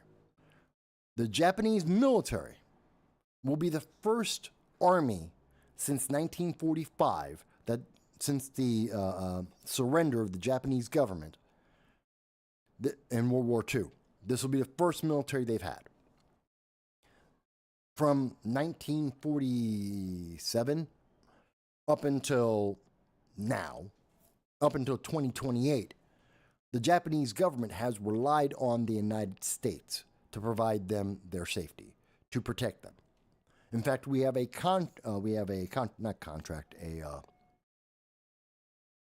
treaty. The 1960 treaty, Japan-U.S. treaty, that's what it's called, the Japan-U.S. treaty of 1960, which states, as we have shown on this program before, that the United States guarantees the safety of Japan, whether they are right or wrong, no matter what the circumstances, that we will protect Japan under any condition whatsoever, in any conflict. Doesn't matter if Japan is right or wrong, doesn't matter. Who cares? If someone's attacking Japan, the United States will defend them. It's one of the reasons why we have the military base, one of the reasons why we have Okinawa as a military base with the Marine Corps on the island, to make sure that nobody can attack Japan without direct consequence from the United States government. Obviously, there's also the consequence of our Navy, there's the consequence of our nuclear weapons, and of course our economic sanctions and other tariffs and other actions we could take as well. But that's our military. But under the Biden-Harris administration, 2 years ago, 2023, after watching 2.5 years of Joe Biden completely fail, of watching whoever was in charge of the United States government 18 hours a day, every day, which wasn't Joe Biden. I don't know who it was, but it wasn't Joe Biden. Watching them fail over and over again, abandoning our own people. As I said, 70,000 Americans were abandoned around the world. Seeing that happen, our allies lost all confidence in the United States. They're like, if you're not going to take care of your own people, if you're not going to get your own people home, if you're going to fund and to arm terrorists so that they can have their own nation, then how can I trust you as an ally? How can I trust you? You're going to give my enemies weapons by accident or on purpose. You're going to fund them. You're going to force me to have open borders and let my enemies come in. And when I have problems and when that blows up in my face, you're going to walk away.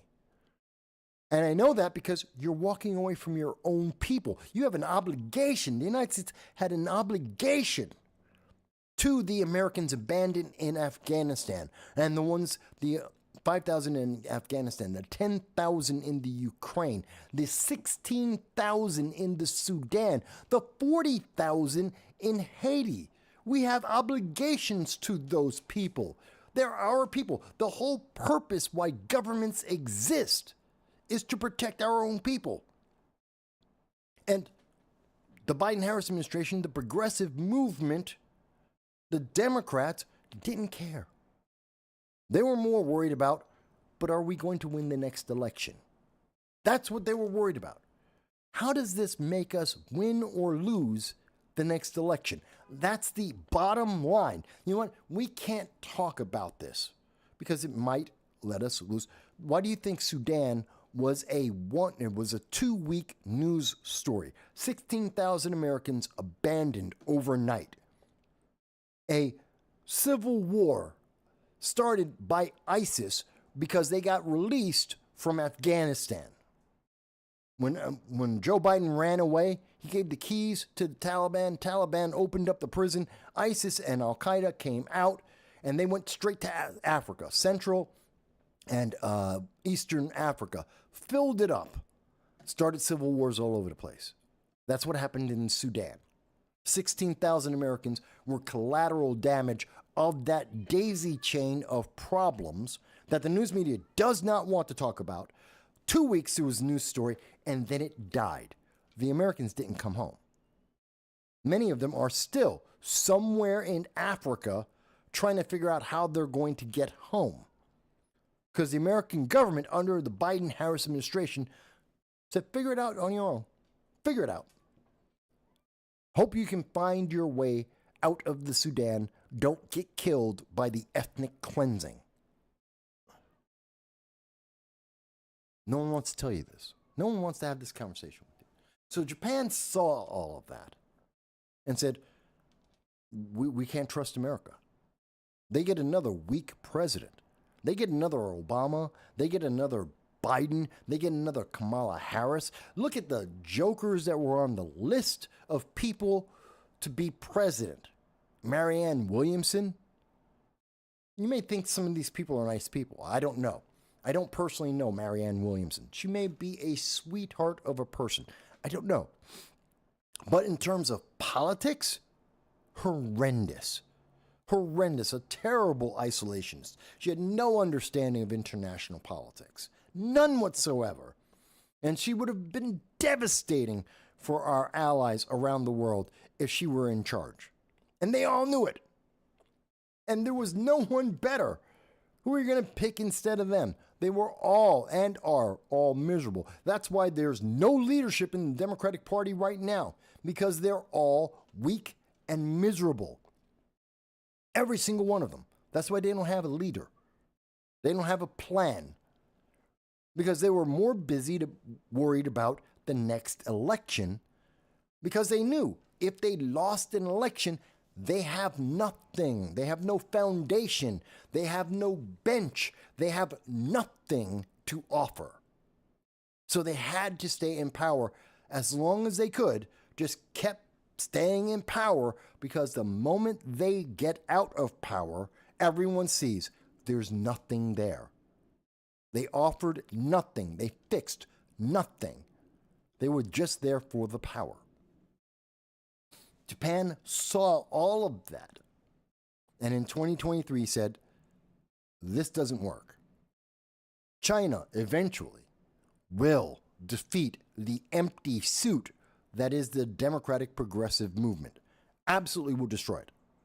Democrats and progressives will never be able to withstand China in terms of economics, in terms of politics, in terms of military. Can't survive it. Can't beat them if you're a Democrat progressive. So the only way Japan guarantees that they'll be safe, that they won't be the next Sudan, is they have to have their own military. They got to defend themselves. Second Amendment. They have to, Japan as a nation has to adopt a Second Amendment mentality. They have to be able to defend themselves. America may be trying to say, we're right behind you. We're the government. We're going to support you. Yeah, but when it comes down to it, Japan has to support itself, first and foremost. And they got the coast for a long time. But now they got to spend the money. In fact, they spent $500 billion, $500 billion, to build an army between 2023 and 2028, 5 years. At the end of 5 years, they're going to have their first army, fully trained and ready. And we see right now that they're in that process. And this is all because of Biden, Obama, Kamala Harris, the progressive movement. Now we're starting to hear some news that China's a little bit nervous because the Japanese actually look like they know what they're doing. They actually look like they're putting together a pretty good army, that they will be able to defend themselves. In fact, the Japanese, their 7th Regiment, is showing off. These are training photos. These are land to sea missile systems that they're hauling around. They're doing this on purpose to let China see they are trained, they are ready, they have the weapons, and they have the people that they can defend themselves through their ground self-defense force. They're doing it on purpose. They're getting the photos out now.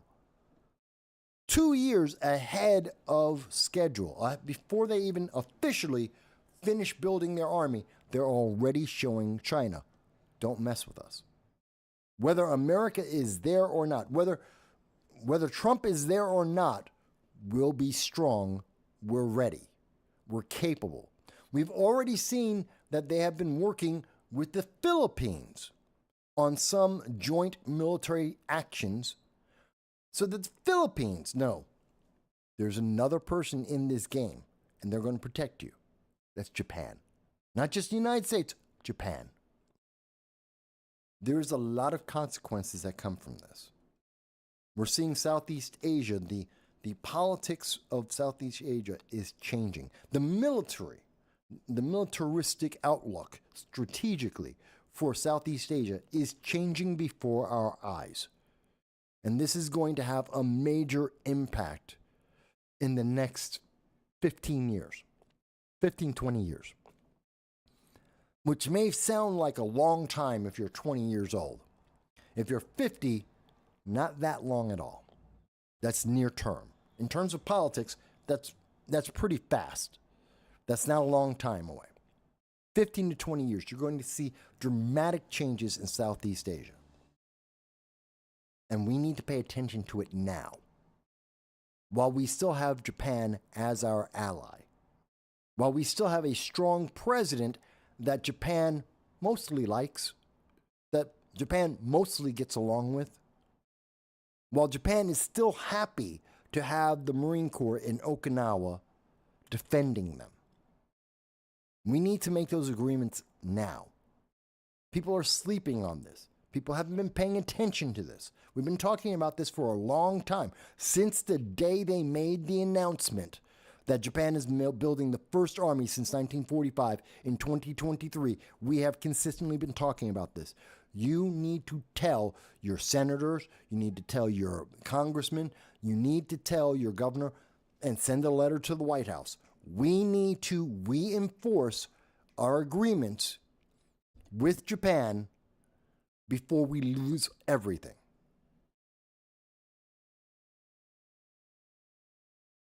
It's not just about technology. It's not just about them making a really cheap radio. It's not like that. This is about the future and how the Southeast Asia is going to be defined going forward. China is one of the major players. The United States is a major player. We need someone right there in Southeast Asia that can give pause to China. The only choices are South Korea and Japan. Philippines is not capable of doing it. The Philippines can't do it by themselves. Australia is too far away. We need someone who's immediately right next to China that can hold them at bay. That is a buffer. That is a breakwater for the rest of the world. And there's only two countries that can do it. Japan and South Korea. And South Korea can't do it. They can't. As much as you would like them to, they can't. It has to be Japan. And Japan is proving that they can. And I know the history between Japan, Korea, and China is not good at all. All three of those nations historically hate each other for good reason. They've committed atrocities against each other many, many times over the last several hundred years. That is a fact. None of them are perfect. But the thing is, you have to look at this from an entirely different point of view. You got to look forward, not backwards. He's early. He's early. No, 4:35. Okay. Anyway, sorry, folks. My dog is just about ready to go, so we may be taking a slightly earlier break than usual. Not a problem. So I want to put this in you because this is important. And they're letting you know now, again, 2 years early, that they're going to be a contender. They're in the fight. They are one of the big dogs in the Southeast Asia. They are on the playing field, and they cannot be ignored. That's what they're telling you now. If you don't pay attention to it now, you're going to reap the consequences of that failure to pay attention in the near future.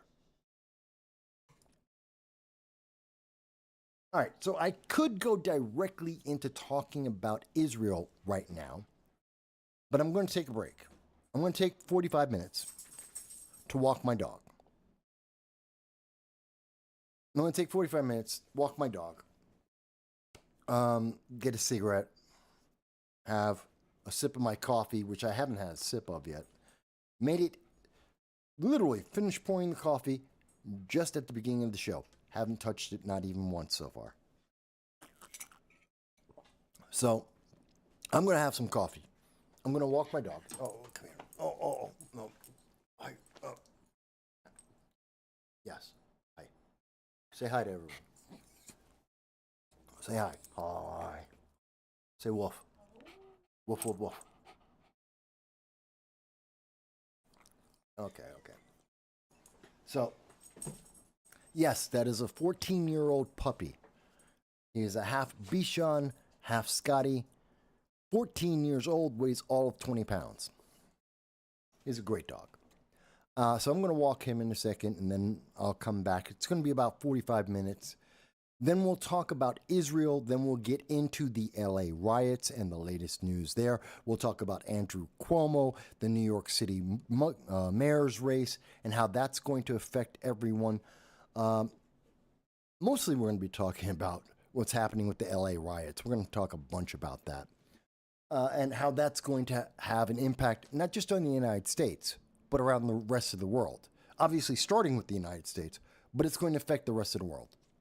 This is a big deal, this illegal immigration.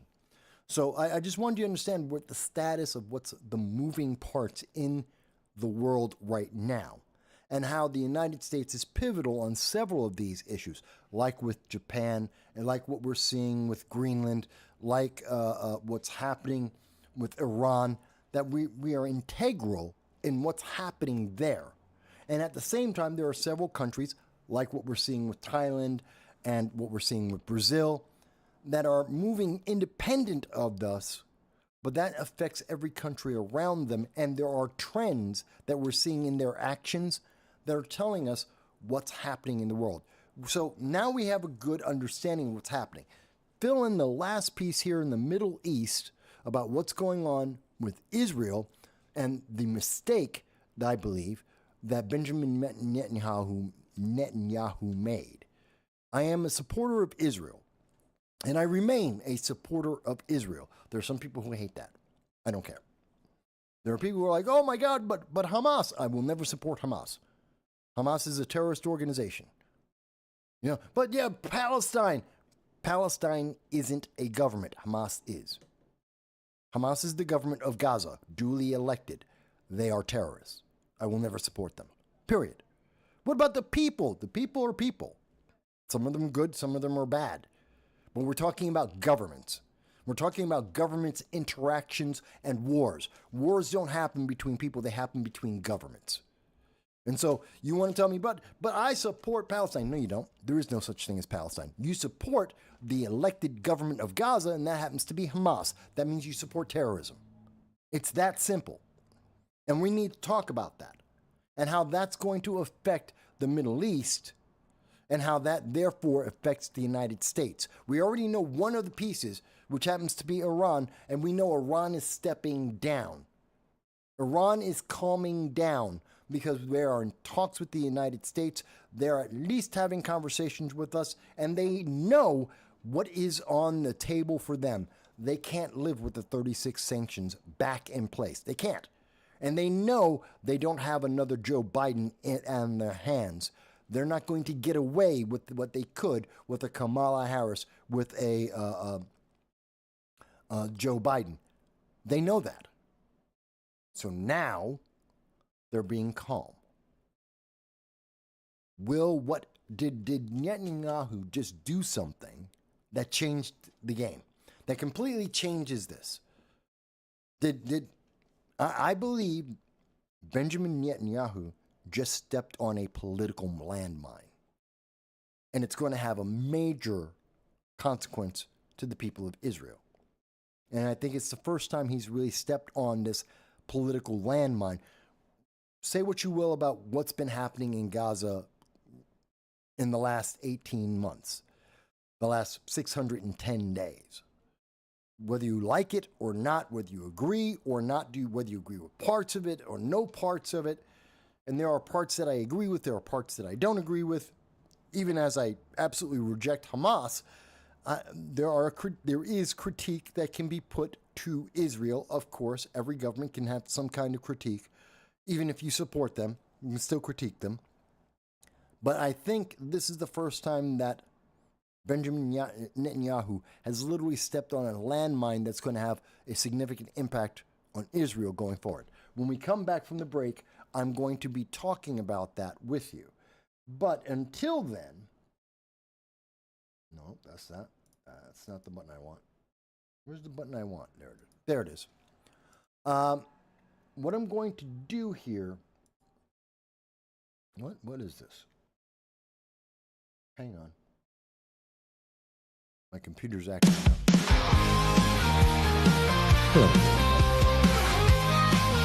I'm hitting all the wrong buttons, one after the other after the other. Okay, so here we go.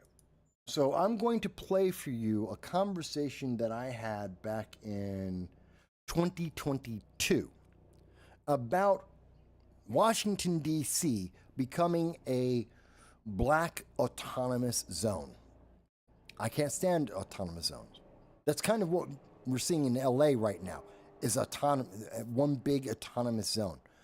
And here's one of the people, Addison Sarter, who came up with the idea to try and turn D.C. into one big black autonomous zone, which I opposed. I thought it was a stupid idea then. I think it's a stupid idea now. But I gave him the opportunity. He made the proposal publicly. I denounced it publicly. I embarrassed it. I ripped it apart publicly. He said, "You just didn't understand." I said, "Fantastic. Come on the show and let's talk about it. Tell me how I'm wrong." He said yes.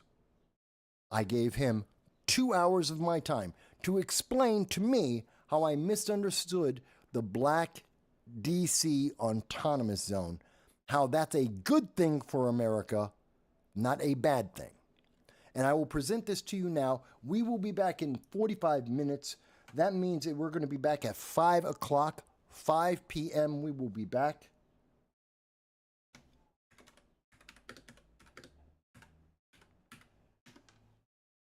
So expect us back then. Remember, folks, you can leave comments even while we're on the break here. I will be trying to check it as much as I can. Don't forget, you can super chat. You can also leave a Rumble rant if you wish so that we can see that. I'll be back in just a few moments.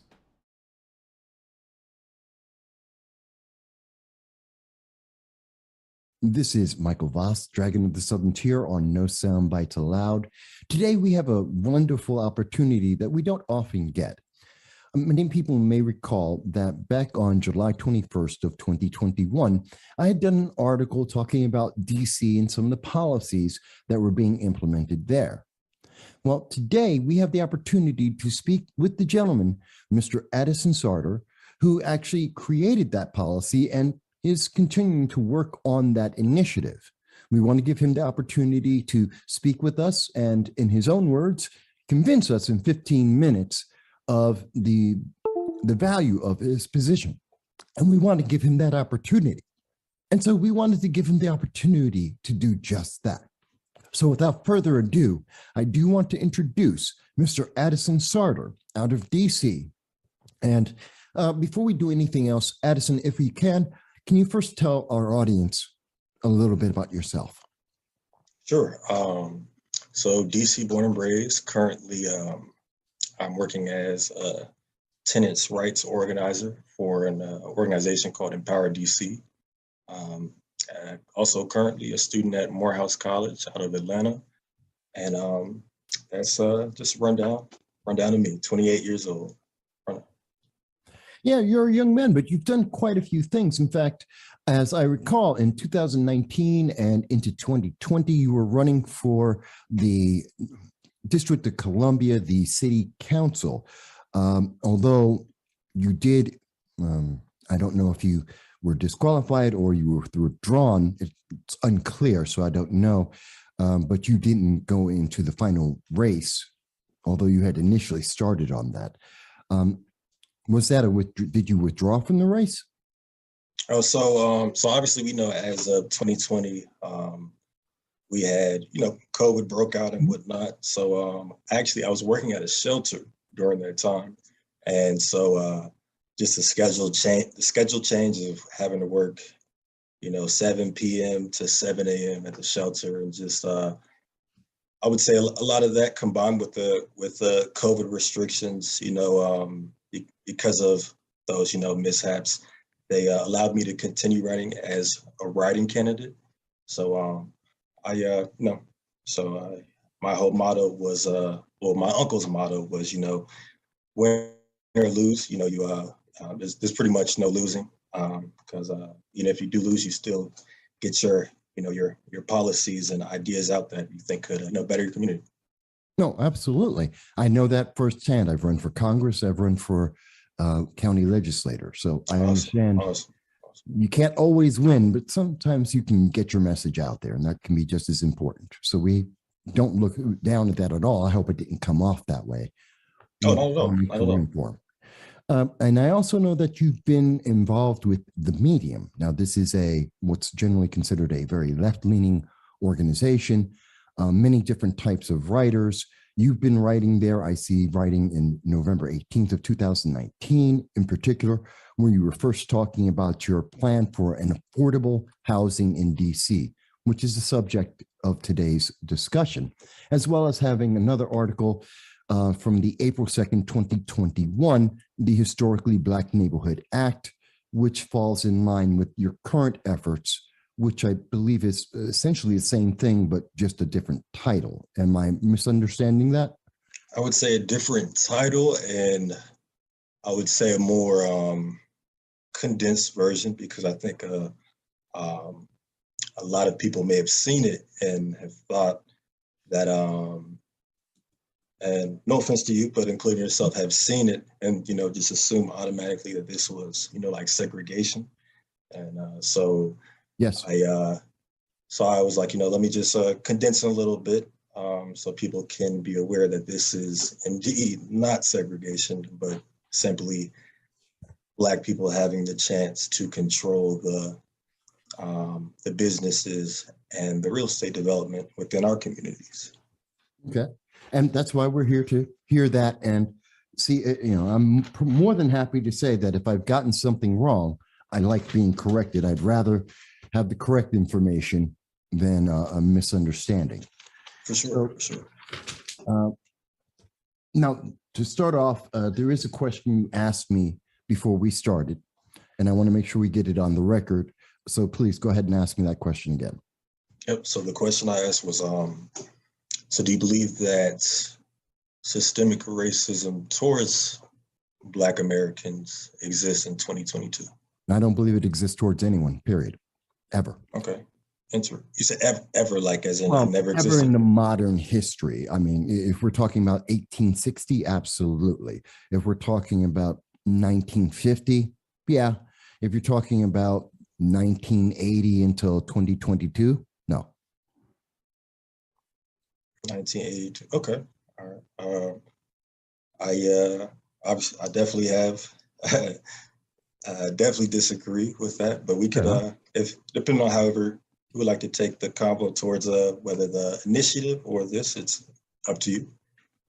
I'm sorry, say that again. I was saying, depending on how you would like to take the, because you brought up the question, so I was just trying to figure out which one you would want me to elaborate on, the question of racism in 2022 or the initiative. Well, we can probably do, we can do both, but I know that I want to make sure we have enough time to discuss. We're looking at about 30, 35 minutes. I want to make sure we have enough time to talk about your initiative. But yeah, I don't believe there's systemic racism. And I find it very difficult to believe that when I look at 16 to 17% of Congress is now individuals, just Black alone, not including Hispanics, women, Pacific Islanders.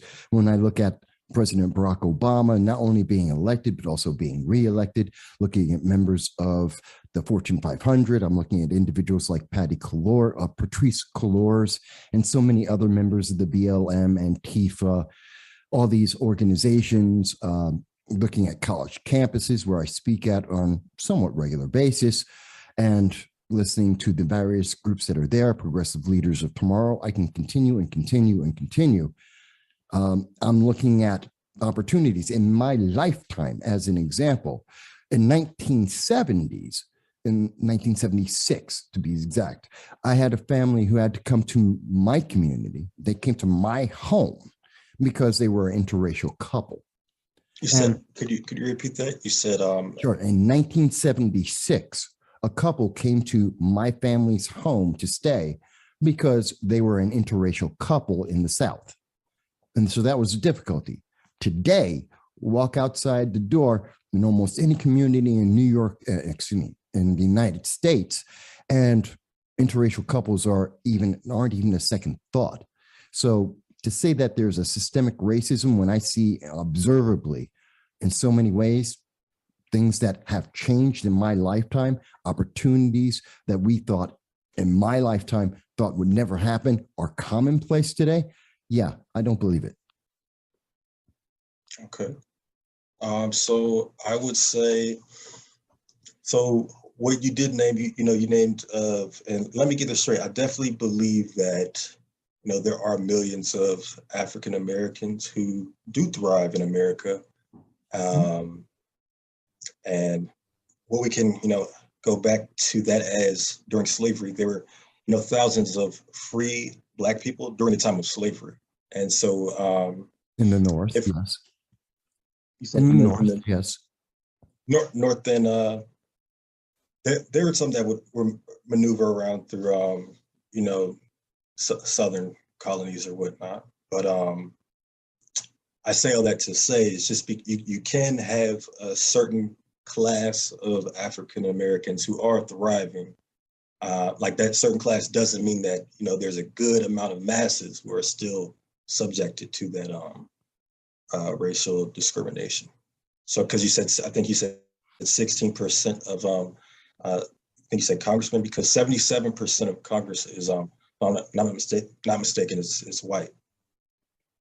So I would say, a few, tokens, or not tokens as if that's what they choose to be, tokens as in, as Malcolm X would call it, you do have a few, people who are in those pockets, but I say that, African Americans, we are a colonized ethnic group. And so colonization means another group of people assumes political control over another group of people. And so Not the since we're, definition of colonization. That's not a definition. That is a you could, redefined version of colonization, but that's not colonization. you're breaking up a little bit. You're There's, freezing on your side. I said, I'm sorry. Can you repeat that? yeah, no problem. That isn't the definition of colonization. That is a political definition of it, but that's not the actual definition. Well, political. I mean, you can definitely, look up the definition for yourself, and even if that the political definition, then so be it as well. That's what we're talking about, politics. So the political definition, African Americans are colonized. Even Dr. King mentioned this as well. I mean, Dr. King, isn't he that, you would say you respect Dr. King, you love, you admire what he did, and he was that go-to guy as far as, the political mouthpiece for African Americans. And he even, calls African American communities, colonies. Doesn't mean I have to agree with everything that he said. Because he stated that when you're a pardon? It doesn't mean I have to agree with everything that he says. No, that's fair. I mean, he's someone who was actually there doing the work, the front line. So, I would say he's why you pretty much have the rights today that you have. He's one of the reasons, absolutely. So is Malcolm X, Medgar Evers, and many, many others. Medgar Evers, yeah, definitely. So to say he's the only one, no. In fact, as Malcolm X had mentioned, part of the reason why they worked so well together, Dr. King and himself, and they were planning to do more work together, is that because Malcolm X was such a loud, squeaky fence, well, it made it much more palatable and much more easy for Dr. King to move forward because he had a much more moderate stance as compared to Dr. King. So I definitely agree. JFK even said on his the audio tapes that he passed the civil rights bill because of the riots in Birmingham, and that they were fearful of quote unquote Negroes following after the Black Muslim movement. So I definitely agree on that right. aspect. But I mean, in the sense of Dr. King, he even stated that the civil rights movement was more so a middle class oriented thing, and that it didn't really do anything to remove the economic and racial barriers up north in our cities. So, okay, well, that I do. I'm not really. When he called it a colony, he was referring to the fact that he said, "You do what?" Oh, I apologize, by the way. You're freezing on the screen, so it sounds like to me that you've paused. Got you. And that's why I'm speaking. Excuse me. And that's why I'm speaking. I do not mean to speak over you, so I apologize for that. Oh, no problem. So I'm going to try and make sure I give you an extra couple of seconds when I see you stop. No problem. Sure. But I apologize, but I know that's the past. And we both agree on the essential elements of the past. The individuals who were critical there, some of the things that they were saying, they have a lot of information they have said. We can go after one quote after another quote and try and look into it, but we generally agree on that. And we agree in the 1960s, when the civil rights movement took place, that there was a great deal of change. There was a sea change in America. Prior to that, there are many issues. Even after that, there are issues, but we have improved. And I think we have improved significantly, exponentially. But looking at today, I do not see how we can say that today, Black people in America are colonized or that they are systemically held back. I've seen it in terms of data on the middle class, in terms of data on education, and looking at the opportunities that are available to us and the ones that people take on a regular basis, and every aspect of our lives in the way we get to interact with individuals throughout this entire nation. I do not see the claim that you're making. Okay. And if you don't mind me going back to Dr. King, what he said back then was the education system in Black neighborhoods, because of the lack of funding pretty much a set of systemic, underclass. Pretty much, we can all agree that inferior education means inferior jobs than another particular class. And so right now in 2022, white school districts receive $250 billion more than black school districts. And because of that, it's just creating a cycle of. Where do you get that data from? I could pull it up Because it's for not, you. no one has ever defined it by white and black. You're talking about low economic communities, which include poor white people. And yes, having that's not that doesn't include poor white people, because still America is still under obviously not as out in the open as Jim Crow, but it's still fairly segregated. So a lot of these poor white residents still have access to these white school districts, because rarely you'll find some poor white people in a black neighborhood, but for the most part, it's still fairly segregated. And where do you get that data from? Sure, I will show you right here. Because I've looked at the data and I don't see that. There are poor communities, and there are people in poor communities across America that do have not the best education. Well, let me clarify that. By American standards, not the best education possible. There are reasons why we have voucher systems in private schools as well as public schools. And that is an issue, but that's not an issue defined by race. That's a issue defined by economics. And those economics apply to a swath of people. They're Asians, Hispanics, blacks, and whites across this nation. In fact, by the numbers, I believe, and I need to double check, there are more poor people who are white in America than there are black. Yes, well, that's also because America is like the majority of people in America are white. Yeah. But if you're looking at the percentage wise, Black Americans are disproportionately poor because of obviously the past 400 years or so. But we have from NPR and New York Times a report from the nonprofit Which dates? Which dates? So you have. I'm going to verify. I want to read those articles myself because. Sure, I definitely. And a lot of them are in the those mediums that you may have seen. So February 26th and 27th of 2019. And it is so it's, you can either I'll send you them all from New York Times, okay. NPR, and you send them to me. You know what? We'll save time. You can just send them to me, and I will put the links up on the screen in the discussion so people will be able to see that and they'll be able to go there themselves. Sure. And also I think we'd also like to dive into the banking and the housing. There's a lot of data I can send you on how still redlining still exists in the sense of control. When there are many studies that have shown when you control for economic, credit, income, education levels, that Black Americans are still denied mortgage and business loans double the rate of white Americans. And right there is that's you're basically denying a certain particular group of people access to wealth. So that is another form of systemic racism. Then that includes one of the reasons of my initiative.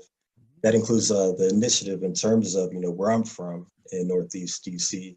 It's not just where I was from; it's all over America. How you have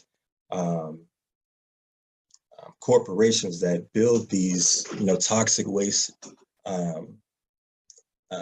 factories in particularly Black neighborhoods, and it shows that the studies from New York Times that I'll send to you says that Black Americans are 75% more likely to live by these toxic waste industries. So that's just another way. And these toxic wastes also lower the property value of Black neighborhoods as well. And obviously, it's killing us.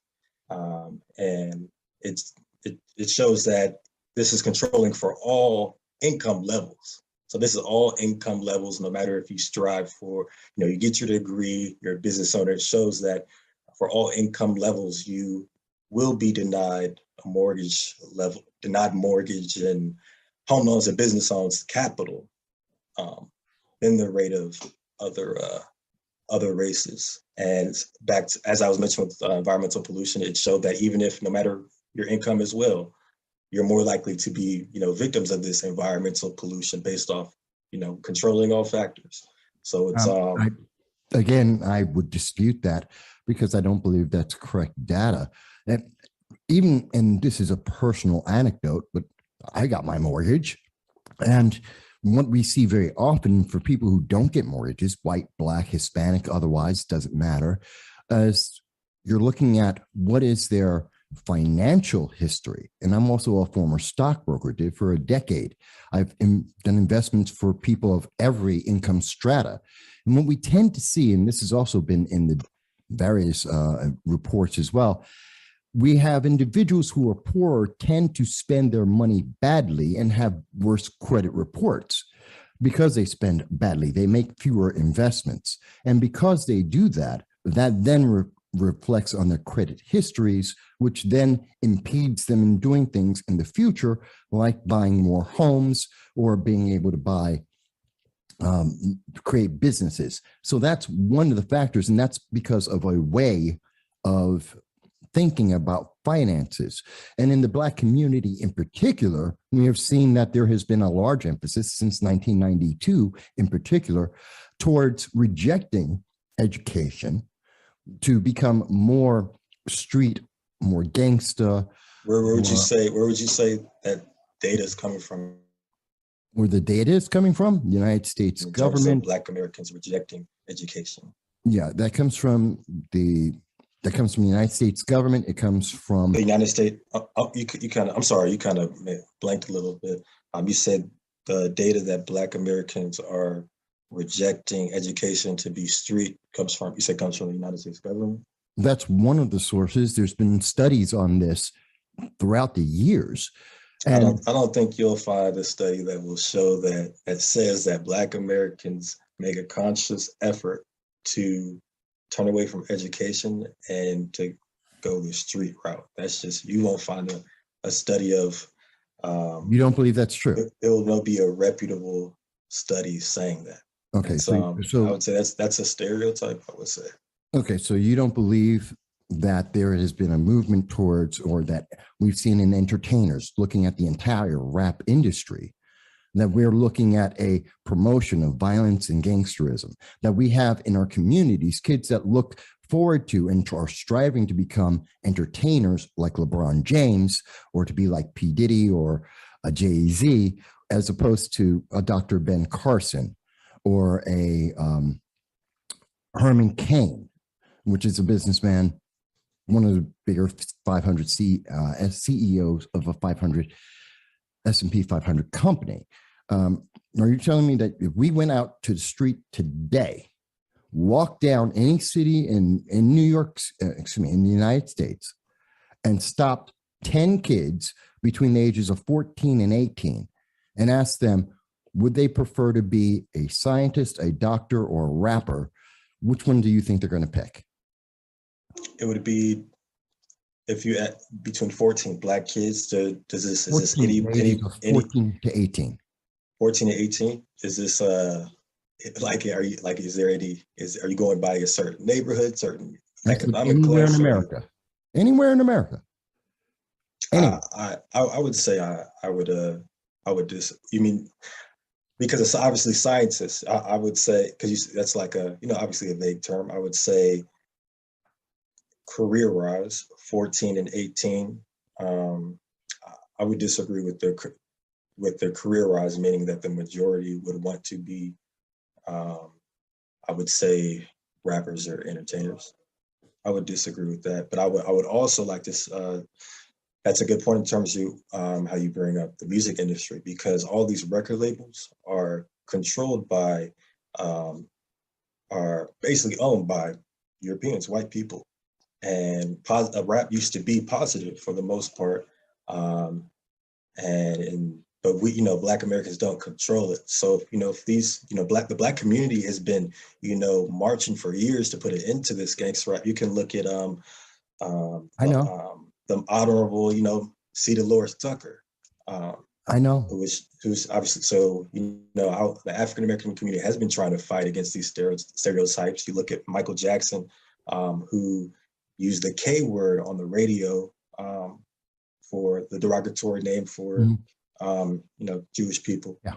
And it was pulled off with quickness. So, but these white corporations allow a small percentage of Black Americans who are impoverished, who want to do whatever they can to get out, to rap about stuff that they've witnessed. So it's like it's an exploitation of a sense that you're exploiting a community of all the negative stereotypes, negative things that have happened against. We talk about the drugs and the guns in the Black community, but we got to mention the war on drugs.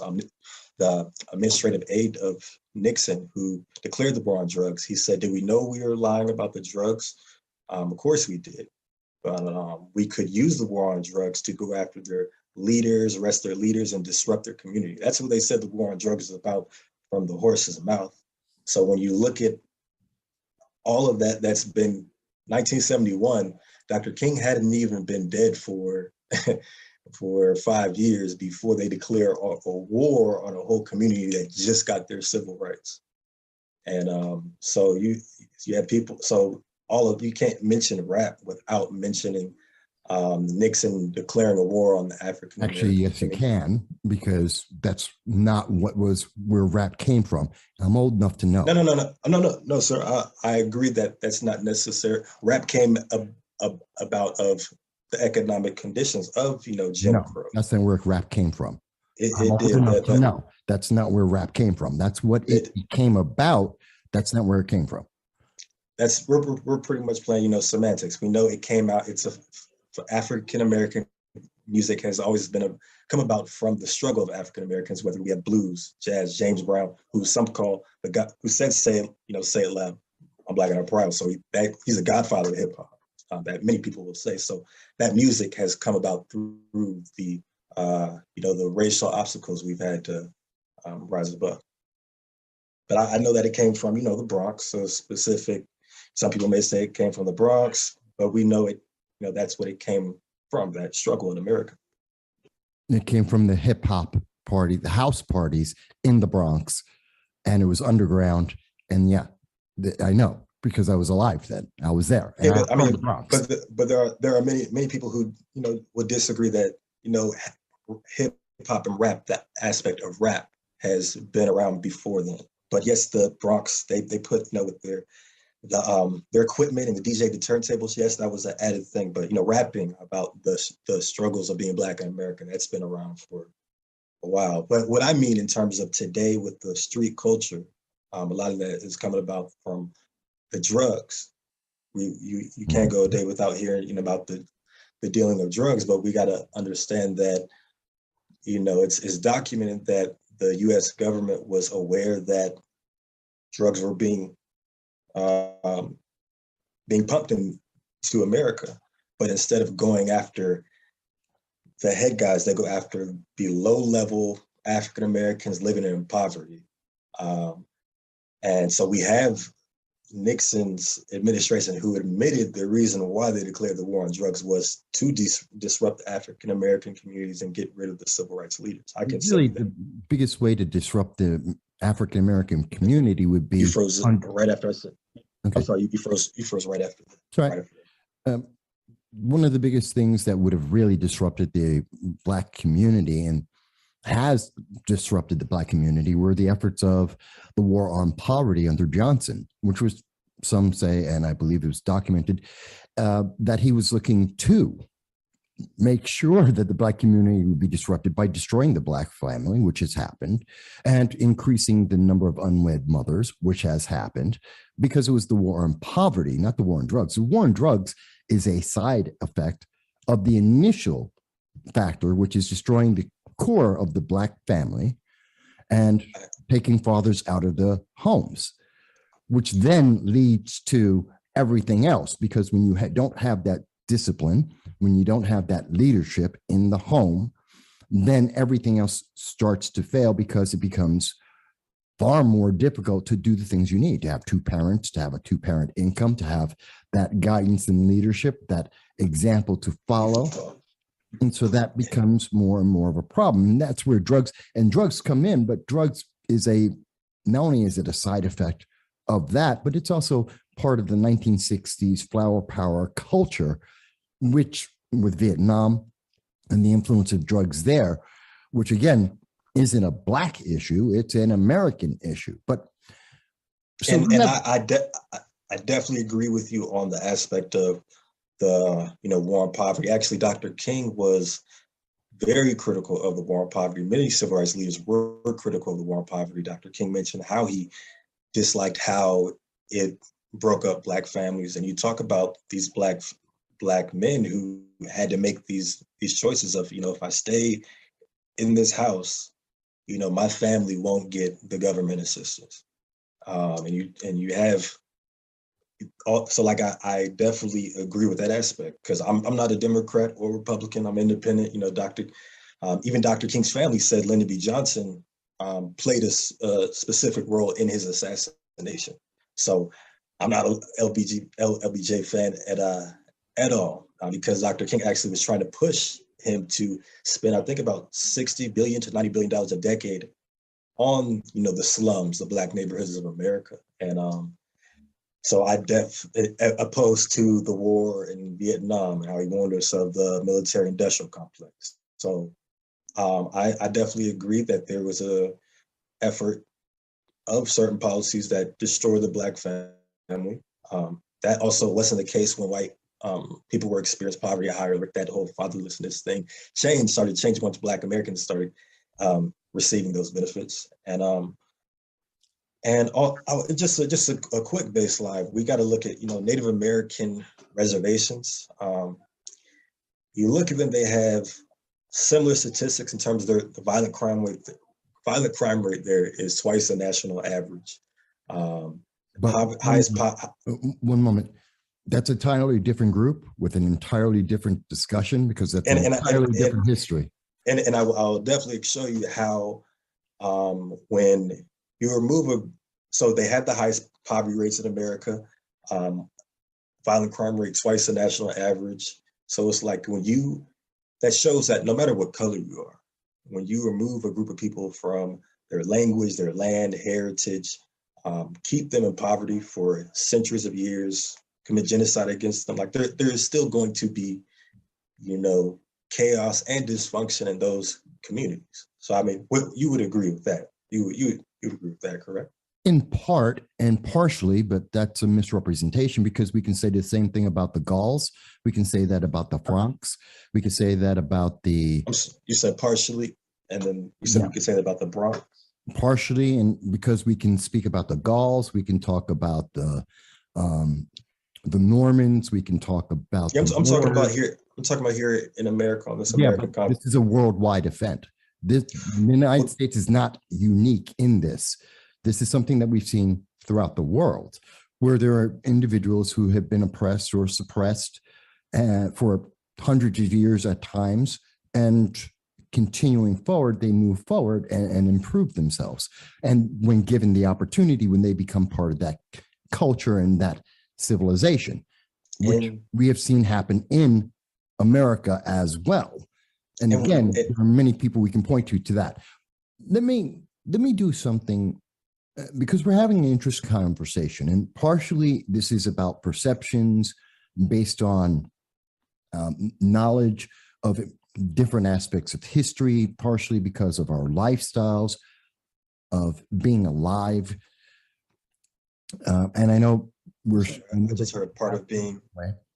So again, I was saying, we're having a conversation that involves both perception as well as knowledge, as well as various sources of data. And some of that data conflicts. So let me take a step back for a second. And I do want to spend maybe the next half hour. I know you've given us extra time, and I do appreciate that. I thank you for it. I want to try and start, before we get to the DC initiative, let's define a couple of terms so we're on the same page. because I think some of the terms that are used have different understandings, different meanings for people. One of the things that you have spoken about is a people. What defines a people? A people? What defines a people? You mean like an ethnic group? Well, as in one of the things that I've seen you cite before is the UN, some of the UN initiatives. And in that, and you've said, I believe it was it was both in April 2nd of 2021 and also on November 18th of 2019, that you mentioned that people should be able to self-govern themselves. Correct. Great. So. Yeah, great question. So, that UN, United Nations source, that was created during the decolonization movement obviously you had these colonized ethnic groups who were rising up, gaining independence. So it was particularly created for groups of people who were, colonized, who were under political control of another nation or another group of people. So in that understanding of what a people is, what's the difference with what is a nation? The difference? Yeah, in the same context. So using that same context, what is a nation?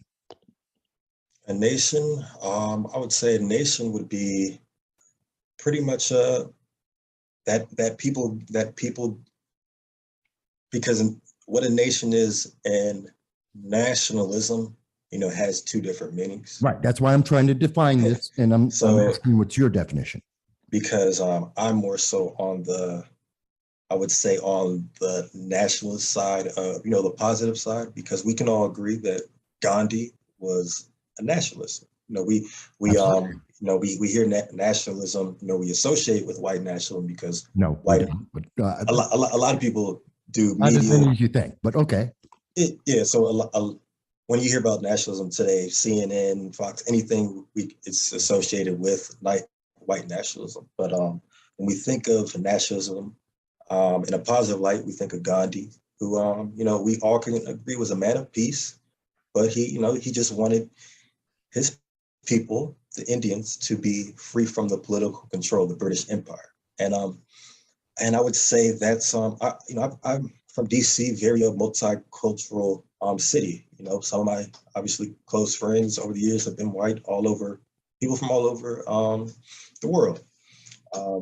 But in terms of achieving what's best for our people, we've seen that every colonized group of people has tried to gain their independence, including the quote unquote founding fathers of America. They wanted to gain their independence from the empire that they felt was, colonizing them and exploiting them or keeping them down. So I view it as a group of people who are experiencing exploitation and a certain persecution coming together to form their own, government, which aligns with the Declaration of Independence and whatnot. Okay, so if I'm understanding, and I want to make sure I am understanding correctly. So you're looking at the DC initiative and as a group of people, which is maybe be based on skin color, it may be based on culture, it could be a few different things that create a people. But more importantly, a nation would be defined by individuals like our founding fathers, who, when they had no redress from their government at the time, the United Kingdom, that they then sought their own government to be able to get that redress from government. And you're saying that that's the same thing that's happening in Washington, D.C., that Black people specifically do not have a redress to government and therefore must self-govern. Am I understanding that correctly? I would say not just in DC, but all over America, because Congress, who passes the laws, makes the laws and things, they're 77% white. we're under political control of Europeans. And these aren't just my ideas. Obviously, you know, the thing we have to realize is that the Black communities, it's very diverse in terms of political ideas. We're taught that the Black community wanted to simply integrate with America, but you have many of activists, including Malcolm X's wife, after he was assassinated. She joined the Republic of New Africa and they wanted Black Americans to, the 5 states down south, as you may have heard, that where Black Americans were tortured on concentration camps in the South. They wanted those states for Black people to move there and assume political control there. So this isn't, something new. It's Black Americans have always been trying to have self-determination for a while. And I think how you mentioned before, how other groups, want to work hard and uplift themselves.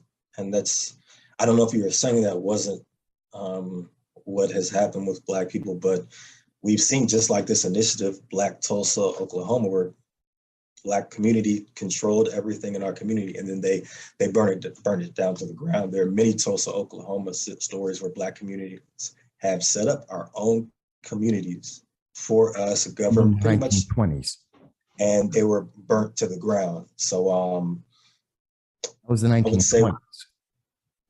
Yeah, correct. 1920s. Not 2000. That's done in 2000, 2010, 2020. That doesn't. Yeah, I never said they were.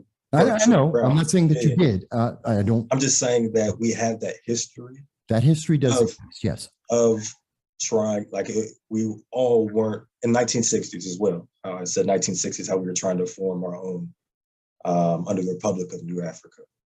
And so this isn't anything new. These are all ideas of the Black community that have stemmed for hundreds of years before I've been on this earth.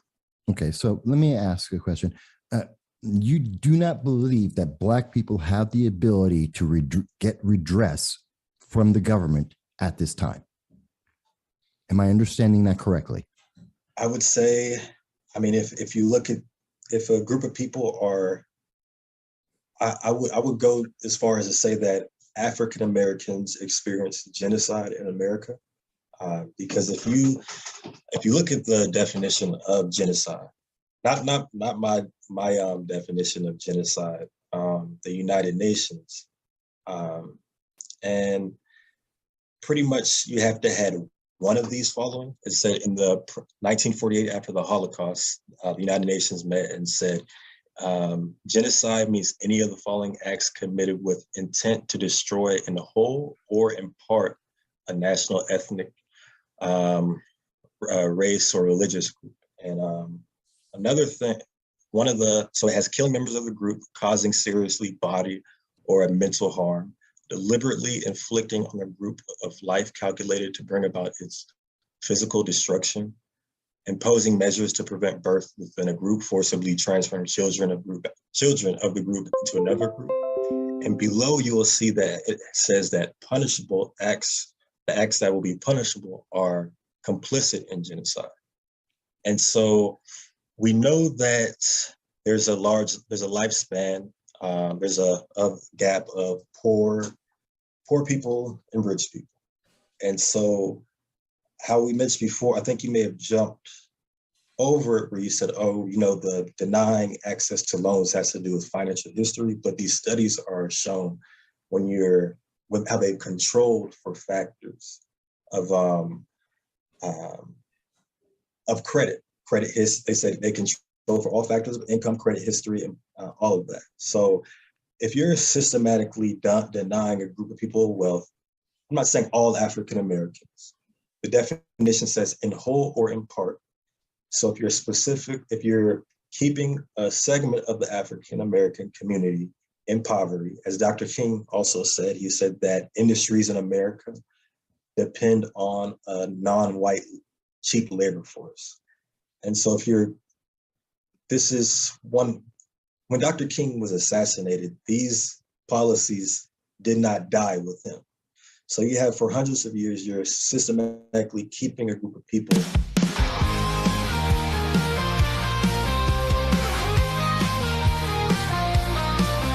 There's a dragon on the wire, breathing digital flame.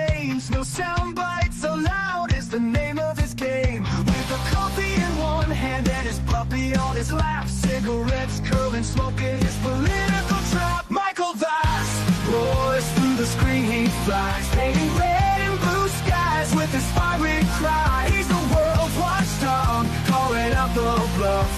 Right-wing swagger, but his heart's pretty tough.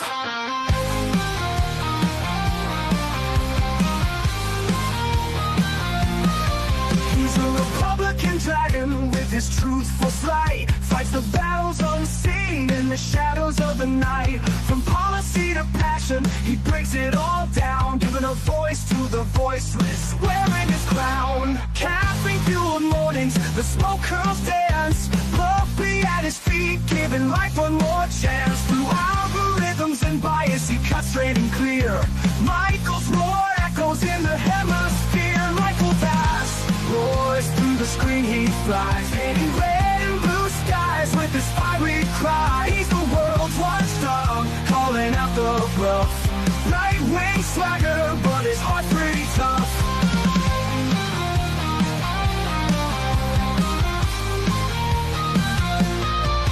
No sound bites allowed is his ultimate creed. A dragon's perspective where facts are the seed. Standing tall on his battlefield of thoughts, guarding the truth that others forgot.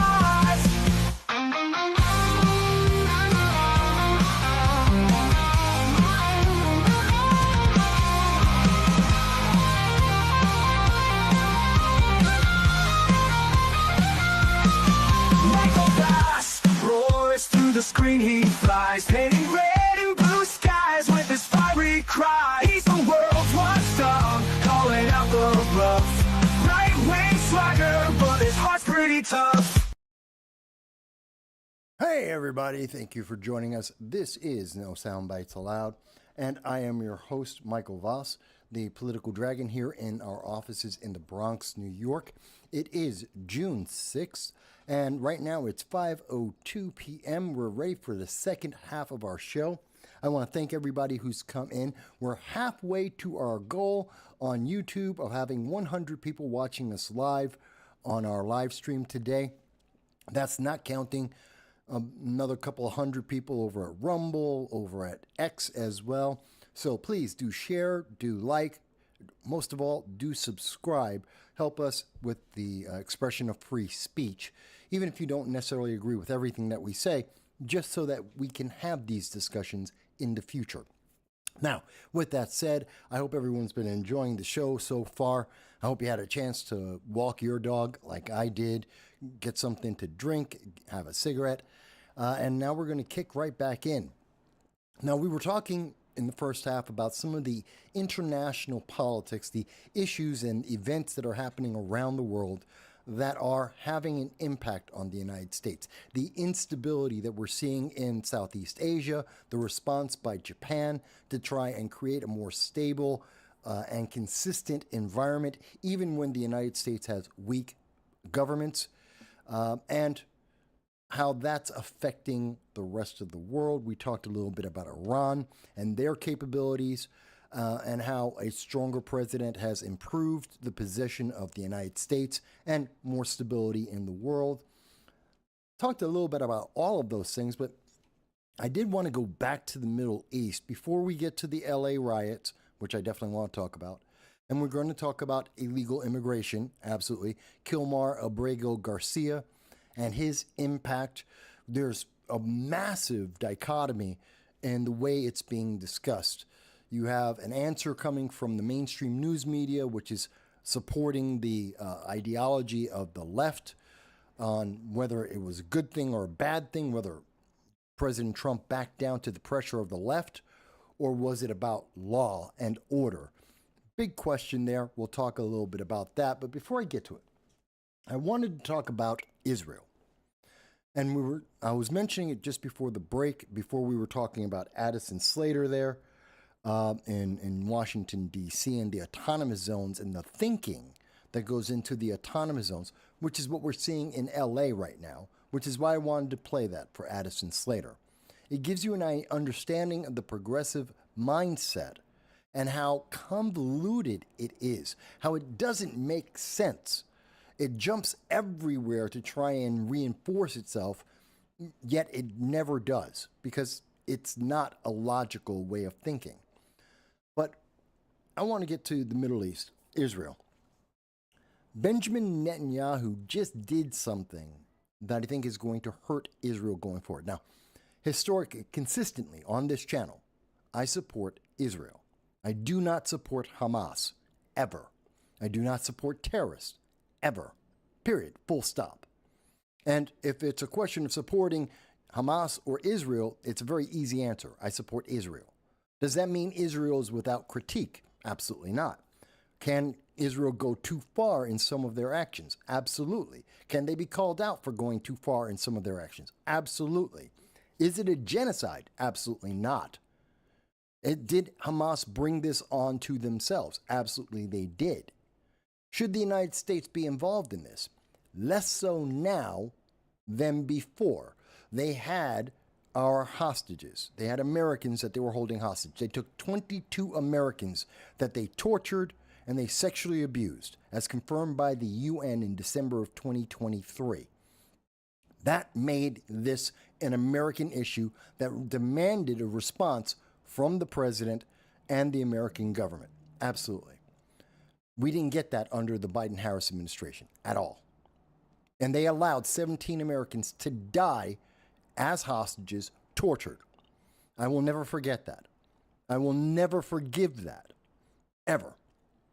But we now have the last two hostages have been returned thanks to President Donald J. Trump. Whether you like him or not, that is a fact. He made that possible, no one else.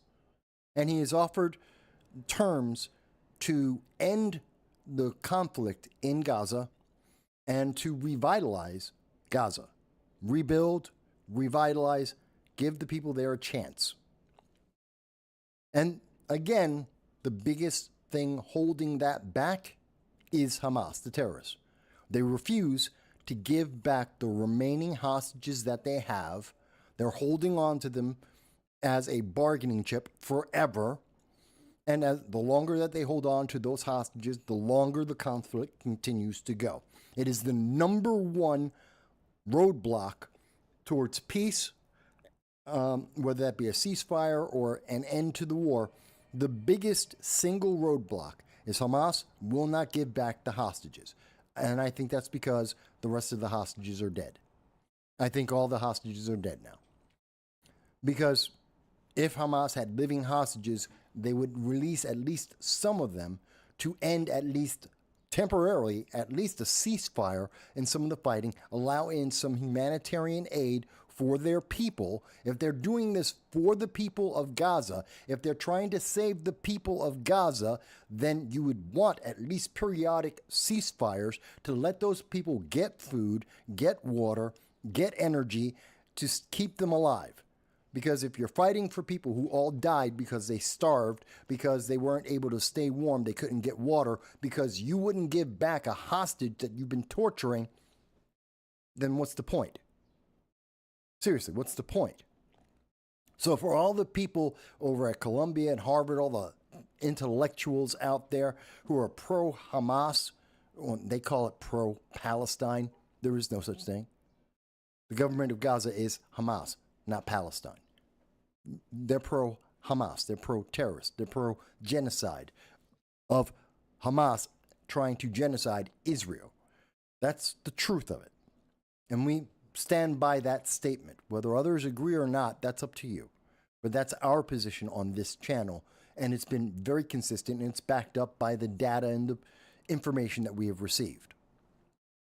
That being said, again, Israel is not without the ability to be critiqued.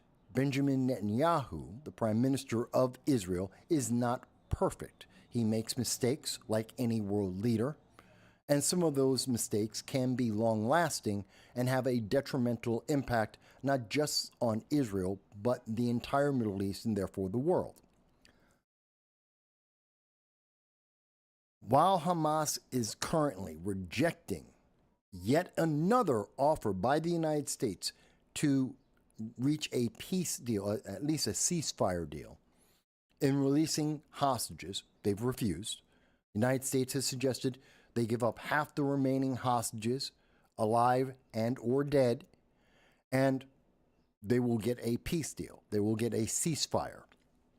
And humanitarian aid will come into the region to feed the people of Gaza. That's the deal that's on the table. Hamas has said no. Israel said yes.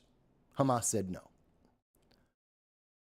But as that happened, Benjamin Netanyahu decided to go on his own and make his own play at removing Hamas. Instead of going directly through the war, he's now going to take a tactic that the United States used the first time in the 1980s against Afghanistan. This is how we got Al-Qaeda. This is how we had Osama bin Laden. It's because the United States, Russia had invaded Afghanistan. And in that invasion, obviously, a lot of the Afghani people and those who support them were fighting against Russia. It was a 20-year war. And of course, Russia lost. Not unlike the way the United States lost. At the time, in the 80s, and late 80s, 90s, and early 2000s, many people were calling Afghanistan Russia's Vietnam because it essentially was. It was the same kind of conflict. And the biggest problem in that conflict for the United States was that we helped create Al-Qaeda. We trained Osama bin Laden. We trained a lot of the fighters to be able to fight against the Russians. And we thought, okay, since we can't fight directly, we had them as our proxy fighting force, and they'll be able to fight the Russians for us because the United States very much was against the Soviet Union. But this has a way of coming back full circle and biting you in the ass. Same thing could be said about Iraq and Saddam Hussein, who was supported initially by the United States and several other nations, and he was a horrible dictator. Then we took him out through the use of various small factions within Iraq, and we took him out. And now look at the status of Iraq. Look at what's happening in Libya. Look at what's happening throughout the Middle East. We made the wrong decision. We're doing the same thing with the PKK, with the Kurds, northern Iraq, and with Turkey.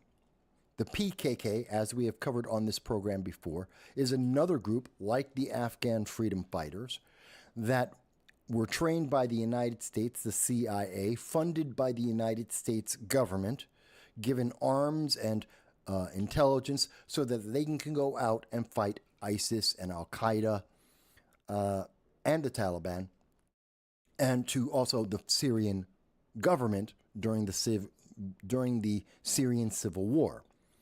And so the United States would protect them. We protected the Kurds, and part of the Kurds were the PKK. But the PKK are considered terrorists in Turkey. And actually a couple of countries, but Turkey in particular. Because they did the same thing that happened with Al-Qaeda in Afghanistan. It went full circle. Once they defeated the main enemy that the United States wanted to see destroyed, well, they were still in existence. They still had gripes and issues. When the mission that the United States wanted was done, we abandoned them. And then those groups were resentful because the United States cut them off. And they didn't achieve the thing they wanted, was to help their people. And that made the conflict hit a new cycle with a new enemy, and it never ends. Benjamin Netanyahu has done essentially the same thing now in Israel to attack Hamas. Let me show you what I'm talking about. So, bear with me. There we go. Okay. So, this is coming from the Times of Israel. I will show you another source. In fact, let me show you. There is another source that does confirm this. This is from the Telegraph, which is out of the United Kingdom. Okay? That Israel is arming anti-Hamas gangs in Gaza. Now, this is important This is in Gaza. This is exactly the same thing as the PKK with the Kurds in northern Iraq. It is exactly the same as the Afghan freedom fighters in Afghanistan. This is how a problem, and it's a cycle that we have seen repeated throughout the entire Middle East for centuries, not just decades, centuries. The United States is just the latest of many great nations that have gone into that region and completely screwed up. Russia's done it too, China to a certain extent, but the United States was the most recent doing it. And now I think Israel is doing the same thing. Without notification of anyone else in Israel, the Prime Minister Netanyahu went and authorized providing weapons and material to a gang, a group of thugs, to fight Hamas. Now, I understand the thinking of it. These are Gazans who are fed up with Hamas. They're fed up with the wars that Hamas has caused over and over again. They're tired of innocent civilians dying because Hamas won't give back hostages, that they've killed the hostages, and so retribution is raining down on all the people in Gaza because of the actions of their government, Hamas. This is a problem, and they're tired of it. They're starving. They can't develop anything. Their buildings are all broken. The infrastructure is almost non-existent. And every time they do get humanitarian aid, well, Hamas takes a cut. Some would say 25%, some say as much as 50%, but everything that goes through in terms of humanitarian aid, Hamas takes some of that from the public, either directly in terms of the distribution, they just take it off the aid truck and it never reaches the people, or the people get it, go a quarter of a mile away from the aid distribution center, and Hamas is waiting there, and they take their cut then and there, unloading it from the civilians who had gotten that aid from international sources. We know this has been documented. It's been photographed. There are video of this. We know this does happen. So this criminal gang, these gangsters, having seen this throughout their entire lifetime now, are pissed off. And they're saying, okay, we're going to fight back. Now, part of what they have done is they have raided the international humanitarian aid before Hamas can get to it, before the public can get to it, so they can get their cut. And they sell that, they use it and they sell it. They use it for protection, they use it for their friends and allies to make sure that they're healthy and they're well, and they sell some of it to make a profit as well. This is what gangs do. This is what criminal organizations do. And during wartime, gangs that exist during war in conflict zones are some of the worst types of gangs you could possibly imagine, because there is no atrocity that they wouldn't enact. Atrocities all around them. They are birthed from atrocity, and so they survive in atrocity, and they're willing to commit atrocities against their fellow human being in their community. So they're not untrustworthy. These are not good people. They commit crimes against their own during a war in a war zone. These are not good people. And I would never suggest to any world leader that you should empower people like that. But Netanyahu did. And again, it's not a question if he did. He's admitted it. It's been sourced by multiple internationally credible news agencies. I'm not picking on Israel because I don't like Israel. I'm picking on Benjamin Netanyahu because he made a bad decision. And I believe he has created an environment just like Al-Qaeda in Afghanistan, which came out of the Afghan freedom fighters, which were completely U.S. supported and funded and trained. The same thing as the PKK, who are terrorists, that came out of the Kurds, also funded and trained by the United States government. At this point, I think Israel has made the same kind of mistake. So here we go. The Israeli government is giving weapons to a group of criminals and felons identified with Islamic State. That isn't accurate. At the direction of the Prime Minister. To my knowledge, this did not go through approval by the cabinet, and that is correct. Now, this is coming from Mr. Lieberman, Avigdor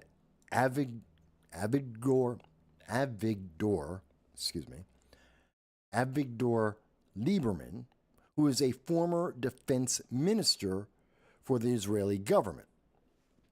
So he's not just some guy down on the street. This isn't just an anti-Israel kind of personality. This is someone who has some knowledge. Now, according to all sources, the gangs, the Abu Shabaab gang, Abu Shabaab, I think is how you pronounce it. That gang is a criminal organization. They are full of felons and violent criminals. Absolutely true. They are not aligned with or connected to Islamic State, ISIS, as far as we know. The evidence, international news media have not found that connection. So that isn't correct. But that they are criminals and felons, absolutely. And they're not trustworthy. And Prime Minister Netanyahu did this behind the back of the people, of the government, of his cabinet. This was a unilateral decision on his part to put pressure, additional pressure on Hamas that cannot be blamed on Israel. If Gazans are killing Hamas, that has nothing to do with Israel killing Hamas. So it's a way to help defeat his enemy. The enemy of my enemy is my friend. That kind of logic, which actually is a statement and a mindset that comes from the Middle East. In fact, that does come from an Arab who eventually wound up getting killed by the enemy of his enemy, because the enemy of his enemy is still his enemy. You're just switching enemies. But this is what we're seeing that Benjamin Netanyahu has done. It's not a question of will he do that. It's not a question of is this a good idea. He did it. So now we are into the phase of consequences. And how far-reaching are those consequences? Because he has done it. And it has been confirmed, and he has admitted it. And he did not disclose that to the public beforehand or immediately afterwards. He only admitted to it after he got caught. And he did not tell the government about this. He did not tell his cabinet, who are his advisors. Because I think strongly that if he had said to his advisors, there's this criminal gang called Abu Shabaab. They don't like Hamas. I'm going to give them a bunch of weapons. I'm going to point them in the direction of Hamas, and I'm going to leave them alone. They're violent criminals. They're felons. They're some of the worst of scum of gangs you can imagine. And I'm just going to make sure they have the weapons, and I'm going to let them kill Hamas for us. Because I don't care how Hamas dies, they're going to do it, and it'll be great. Except that's going to leave you with assuming that Netanyahu's plan works exactly like he thought it would. Well, now you're left with a group of violent felons, gangsters, who are well armed, who are going to be looking to grab territory and money and oppress their people, just like Hamas did, except they're doing it for money and power, whereas Hamas does it for money, power, and religion. So the only thing you're removing in this equation is the religion aspect, but you still have a criminal, violent gang of thugs in Gaza that is disrupting the infrastructure and the well-being of the people. And there is no government. Hamas is the duly elected government. So unless the Gazan people elect someone else, then you have complete chaos. All you have are a bunch of gangs running around, grabbing up territory, oppressing the people. It's very much, you might as well be in Central Africa, because that's exactly what we have there. That's kind of like what we have in Somalia, where you have a bunch of warlords. There is no real government. There are warlords and they have certain territories. They're gangs and thugs, merciless criminals, and they rule over sections of Somalia just because of force, and the people are oppressed. This is not a positive solution. This is a long-term problem, a problem that will only fester and get worse, because if one gang can step in and try and replace Hamas, there are multiple gangs. There are plenty of people who are violent, who are criminals, who are destitute and want money and power in Gaza, that if Hamas was not in their way, that they would move forward.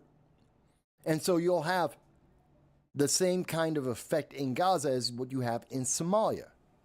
Constant fighting amongst the people, and the neighbors will get the spillover. And the neighbor happens to be Israel. Egypt too, but I don't think they're stupid enough to try and spill over their gang violence, their criminality, into that gang criminal mindset into Israel, into Egypt. Egypt won't put up with it any more than Israel will. The Egyptians will crush them, because if they don't have that unifying aspect of religion being the major factor, the reason why Hamas is supported by Egypt in any sense, in any amount that it is, which is very minor, very, very minor, is because of the connection of religion and the hate of Israel. Egypt does it because it pisses off Israel, and they happen to be Muslims too. But mind you, Egypt doesn't like the Palestinian people. They never did. That's why they kicked the Palestinian people out of Egypt. All the Middle East kicked the Palestinian people out of their countries. That's why they're all at Gaza. That's why they're in the West Bank. So it's not like there's going to be any more help for the Gazan people with a bunch of gangs in charge as opposed to Hamas in charge. The rest of the Middle East still doesn't like the Palestinian people. They still won't support them. And the one thing that was helping them support them, which was the genocidal, religious, fanatical belief of destroying anyone who doesn't think like them, well, that's no longer there. They're just there. The gangs are there for money and power, not religion. They lose their connection to all the other nations surrounding them. That would be Lebanon, that would be Jordan, that would be Syria, that would be Egypt. Obviously, of course, Israel. They lose all their support avenues. They get nothing but destitute, desperate warlords, warring factions, never ending. And that will spill over into Israel at some point. Absolutely guaranteed to spill over. It turns that region into Afghanistan. It turns that region into Vietnam. It turns it into Somalia. It is a lose-lose scenario. Why did Netanyahu do this? I do not understand. It does not make sense to me. I assume he thinks, well, it's easier to beat down and to remove a criminal gang that's only in it for the money than it is to fight a religious faction. And to an extent, he's right, because religious fanatics spawn more religious fanatics. It's very difficult to get rid of an ideology because it's intangible. You can't kill an ideology. You can't kill a religion. You can suppress it, but you can't kill it. But you can absolutely wipe out a gang. Absolutely. They're only there for money and power. You can absolutely wipe out a gang. You can absolutely destroy a mafia, a gang culture. You can actually absolutely get rid of that. But that doesn't mean it's easy. And every time you get rid of one, there will be another gang that will replace them. Think about it. With Hamas in power, And they are anything but kind. Hamas is a brutal, terrorist, fanatical organization. They have no love of gangs any more than any country likes the gangs that may be in their country. They are more than willing to kill those people mercilessly, Hamas is, just like they would kill anyone else on their hit list, anyone who doesn't believe what Hamas believes. You remove the pressure cap that is Hamas, this gang will overflow throughout the West Bank. It'll overflow through the Gaza Strip. It's a plague that will just grow and grow, and will be a thorn in the side of Israel, guaranteed. Many people may or may not agree with me. This has nothing to do with the religion. This has nothing to do with the Hamas-Israel war. This has nothing to do with the hostages. This has to do with Netanyahu, and this has to do with his plan to get rid of Hamas. It's basically, I'm going to feed an internal war. The enemy of my enemy is my friend. That's his mindset. I do not think that works. I don't know. Maybe if someone is watching right now, maybe you think that is a good idea. Maybe you think this is a good plan. That having Yasser Abu Shabab, who is in charge of this criminal gang that shares his last name, that having them take out Hamas is a good thing. Tell me why you think that. I think it's just the same exact problem with different faces minus the religion. It is exactly the same scenario, maybe even worse. It might even be worse because there are some restrictions. I mean, Iran does maintain some control over Hamas to some extent. They have influence on them because of that religious connection. Egypt, Jordan, Lebanon, they have some influence over Hamas because of that religious connection. Is it a lot? No. Does that prevent things like what happened on October 7th of 2023? No. But it does prevent other atrocities most of the time. Most of the time.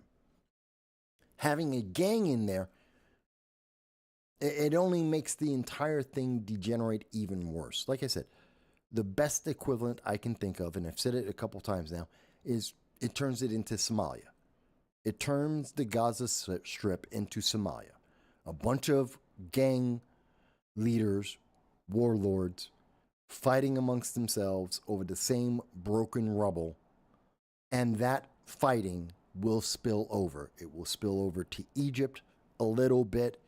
It'll spill over to Lebanon and Jordan a little bit. It'll mostly spill over to Israel. Long term, this does not help Israel. I do not think it was a good idea. And I think Netanyahu knows that, which is why he did not tell anyone, including his cabinet, what he was doing.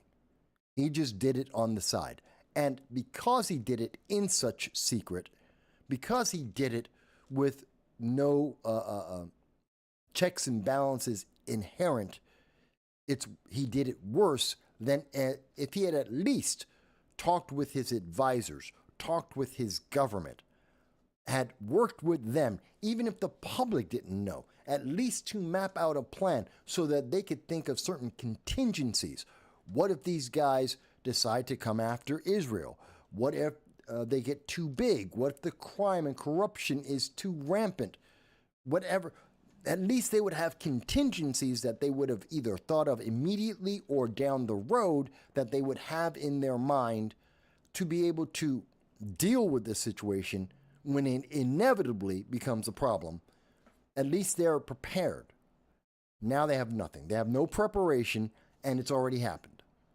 And it will only get worse. As much as I support Israel, I think Netanyahu made a bad mistake here. If someone thinks I'm wrong, tell me why. All right, moving on. talking domestically now. Let's talk about the United States proper.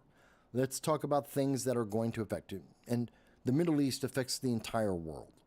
Israel affects the United States in terms of our funding and such. So that's where our connection is there. But some people in the United States, one of the biggest elections in 2025, the local elections, it's an off year. And in off years, we tend to see governors elected. A lot of governors get elected in between the midterm and the presidential. And in New York in 2025, well, we have a mayoral race, not a governor race, but a mayoral race, which includes New York City. Andrew Cuomo, a disgraced former governor of New York, a disgraced Democrat, is running. Andrew Cuomo, I have no love for him whatsoever. He was a horrible governor. Over 1 million New Yorkers left New York, more than any other state. Under his guidance in 10 years, we had about 1.2 to 1.5 million New Yorkers, most of them middle class, many of them small business owners, left New York because Andrew Cuomo wanted New York State to be the progressive capital, if not of the East Coast, then of the United States in total. That was his goal. He believes in progressivism and socialism, and most of all, he believes in corruption and power for Andrew Cuomo. That's what Cuomo is in charge of. And I would say it's in the order of Cuomo is an advocate for power for Cuomo, then he considers the Democrats and the progressives after that fact. He is a magnet for corruption. He had a debate.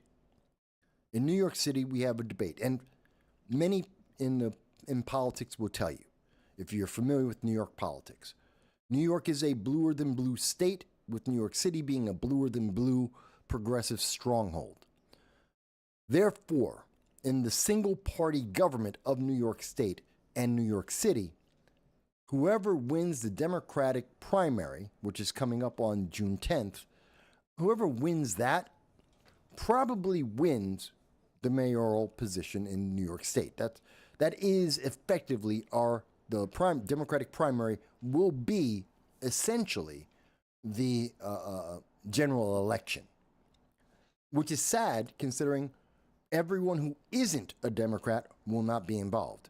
Everyone who isn't a progressive will not be involved. They won't have their vote counted. Their vote won't count because it's 6-1 Democrat to everyone else. It is an unfair, biased system, and it will not look good. Now, the biggest competition is we have a choice between Andrew Cuomo and Zoran Mamdani, who is a socialist, a communist, with socialist communist ideas. He wants to take over businesses. He wants the city, New York State, to take over private businesses and run them. And if you think things are bad now, wait until your grocery store is run exactly like the DMV and you want to buy food. Oh my God, it's going to be horrendous. So neither of them are good choices. But Governor Cuomo, I think, really took the cake. And you're seeing this play in the background. I have it as a short. YouTube doesn't think it's a short. It's 1 minute long. They won't classify it as a short because it's about Andrew Cuomo and it's not supporting Democrats. So they don't want people to see it as a short. But it's a short on TikTok. It's on TikTok. It's on Instagram. It's on YouTube. And obviously here on X. And I'm going to play this for you in just 1 second because I think it's important. What we see here is Andrew Cuomo was asked a very simple question. Do you, Andrew Cuomo, have any regrets? Now, Andrew Cuomo is responsible for 16,000 elderly Americans dying. He is responsible for a cover-up of the federal investigation in those 16,000 Americans dying. He was accused of 7 sexual assaults and or harassments under the Me Too craze of the Democratic wave. And Letitia James, the Attorney General, a Democrat, looked into, investigated those 7 claims of sexual assault and found 11 actual charges. So more than what was presented, more than what was rumored, she found 11 acts of sexual harassment and abuse. And Andrew Cuomo resigned. Now he wants to get back into politics. Why? Because he has $20 million. Because he can buy off all the Democrats that make the decisions.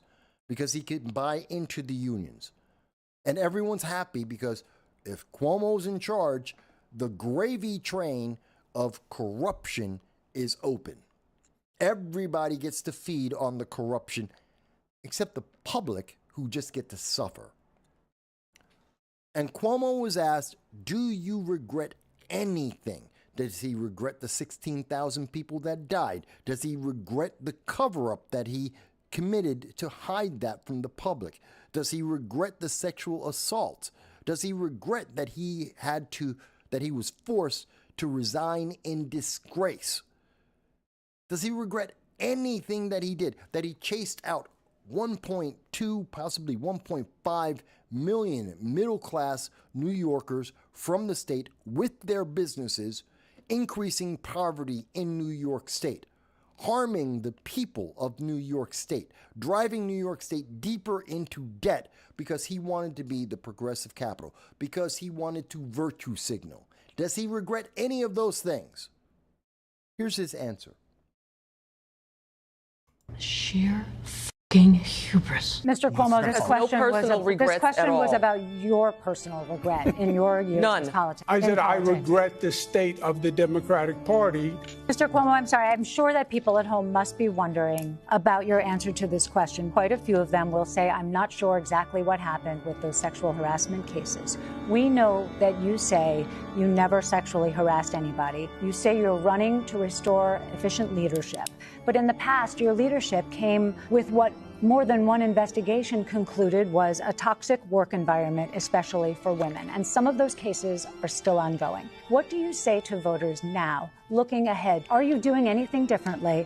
And why should they believe that that same situation won't happen again? I said at the time that if I offended anyone, it was unintentional, but I apologize, and I say that today. Hubris. So I want to play this again in a little bit. In 1 minute, we have a high-ranking Democrat who is supported by many, many elected Democrats, Richie Torres among them, who is supported by the Democrat machine. Unions are all behind Andrew Cuomo. This is a man who has zero regrets, even though he killed 16,000 people. Even though he destroyed the state. No regrets.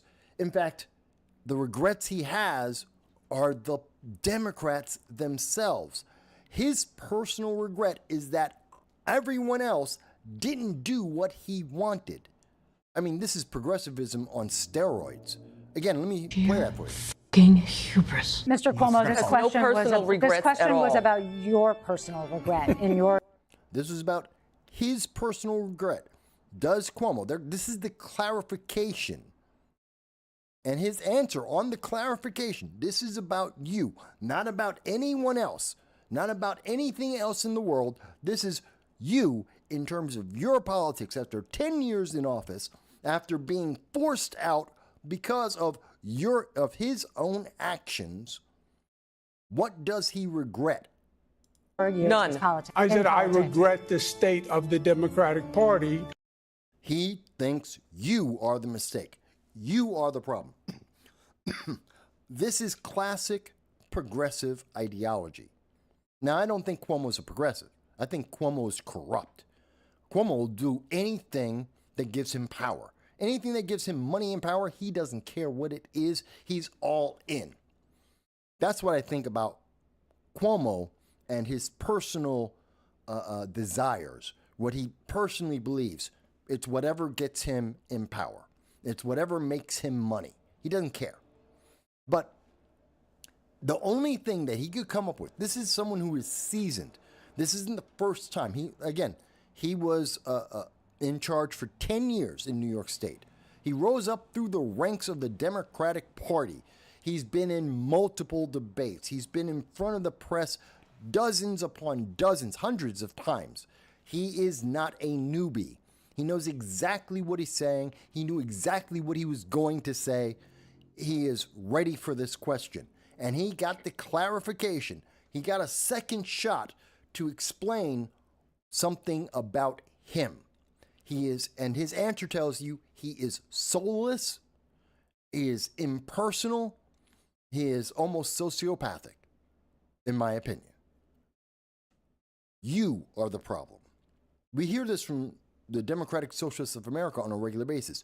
You are the problem. You didn't do what he wants. So you are the problem. This is the guy that they want in charge of New York. This is the guy who's probably going to win in New York. He thinks you're the problem because you didn't obey. He is the ultimate example of where the Democratic Party is trying to go right now on a national level. And he is the example of the failure of that mindset getting any kind of power whatsoever. He is an example that we should be looking at across this nation. Democrats are spending $20 million to try and figure out how to talk to men. Well, here's one of the first things that they could actually do. Cost you nothing.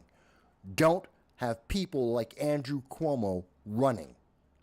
They are not a representation of a solution. They are the problem.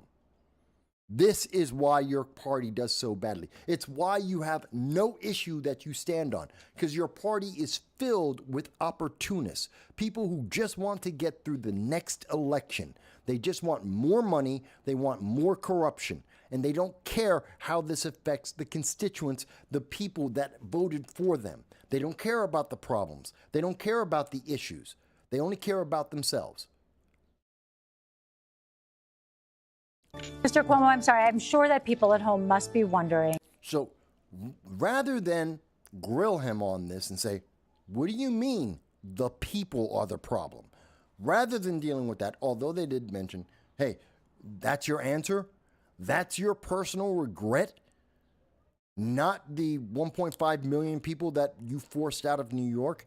Not the crime rate? Not the people who died?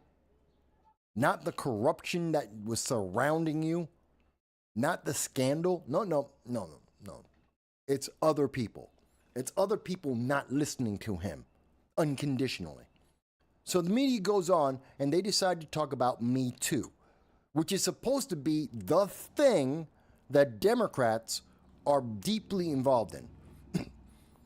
Women flocked to the Democratic Party because of Me Too, because they were supposed to believe all women in every circumstance all the time, that the Democrats were going to protect women. That's what they promised in 2015, 2014. That's what they were promising women. This is the result. This man was alleged to have 7 sexual assaults and harassments against women. Democrats found 11. There were multiple investigations. At least 11 were confirmed to be factual, that he in fact did this 11 times. Me Too. This is what forced him out. Democrats finally said, we can't deal with this. You can't do this. And now he's back. And his answer about that, well, here it is. About your answer to this question. Quite a few of them will say, I'm not sure exactly what happened with those sexual harassment cases. We know that you say you never sexually harassed anybody. You say you're running to restore efficient leadership. But in the past, your efficient leadership has nothing to do with abusing women. One has nothing to do with the other. So right now, the news media is trying their damnedest to try and make Cuomo look as good as they can as they ask the tough question that every woman Democrat in New York, every female is asking, saying, why will the media not talk about this? Because up until the debate, no one was asking. No one in the news media, the Democrat left-leaning news media, no one would ask Andrew Cuomo about this, about his Me Too, his sexual inadequacies or improprieties with women. They left it alone because they want him to win. But it has to be asked. If you're credible at all in your journalism, you have to ask about this. You have to get an answer. And here it is. Leadership came with what more than one investigation concluded was a toxic work environment, especially for women. And not just toxic, harassment and abuse. That's not toxic. That's criminal. Criminal. He had a criminal environment. Not toxic, criminal. But they like to play word games. They're trying to be nice. They're trying to downplay the problem. The Attorney General of New York said he did this 11 times. He abused and used women 11 times, at least. That's not toxic. That's worse. This isn't about, well, he's a male chauvinist pig and he just doesn't know how to talk to women. No, this is abuse. According to Democrats, by their definition of abuse, by their definition and their terms in Me Too, this is the Democrats' way of looking at Andrew Cuomo. And the news media is now trying to make it nice, trying to fix it, trying to cover it up. They're making it soft. They're trying to make it sound like, oh, we're being so tough. No, you're not.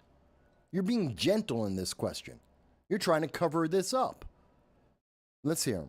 some of those cases are still ongoing. What do you say to voters now, looking ahead? Are you doing anything differently? And why should they believe that that same situation won't happen again? What is he going to do different? Is he going to continue to be a male chauvinist pig? Is he still going to continue to abuse women, to harass women in the workplace and that are around him? Is he going to continue to be ambitious to the point of nothing but power is important to him? Is he going to abuse the system and increase corruption? Is he going to change anything about Andrew Cuomo that forced him to resign in the first place? Is he going to do anything? We already know he doesn't care about people. He thinks people not listening to him is the problem.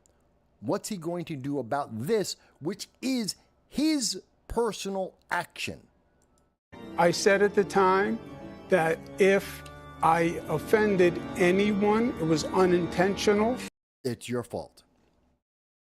It was your fault all the time. It was never his fault. He did nothing wrong. He doesn't care. It's amazing to me, and the news media does not want to cover this. And of course, this will affect New York State politics, New York State revenues, which means it affects the entire United States. If New York City is falling apart and the infrastructure is crumbling because we have a power-mad maniac in charge of the mayoral government, if there is more corruption, if New York becomes a cesspool of corruption like Chicago, then it will cost more money, which means more taxes, which means the American citizens become more poor. It is all connected. This is a problem for everyone. Okay. Let's move on to Kilmar, Abrego, Garcia. I know, not a lot of people were talking about New York City, the mayoral race. They weren't talking about Andrew Cuomo. I think it's important because if Andrew Cuomo becomes mayor, Andrew Cuomo goes for senator and or he runs for president. And we need to nip that in the bud to stop that progression tree before he gets there. So I think it's important, but not everyone will agree. If you don't agree, Let me see your comment. I look forward to hearing your comments or your super chat or your Rumble rant. Okay. Kilmar Abrego Garcia is back. The Maryland Man is back. That's who you may remember him as. A Maryland man who happens to be a El Salvadoran national, a MS-13 member, a criminal, a violent criminal. Yeah, he's not a Maryland man.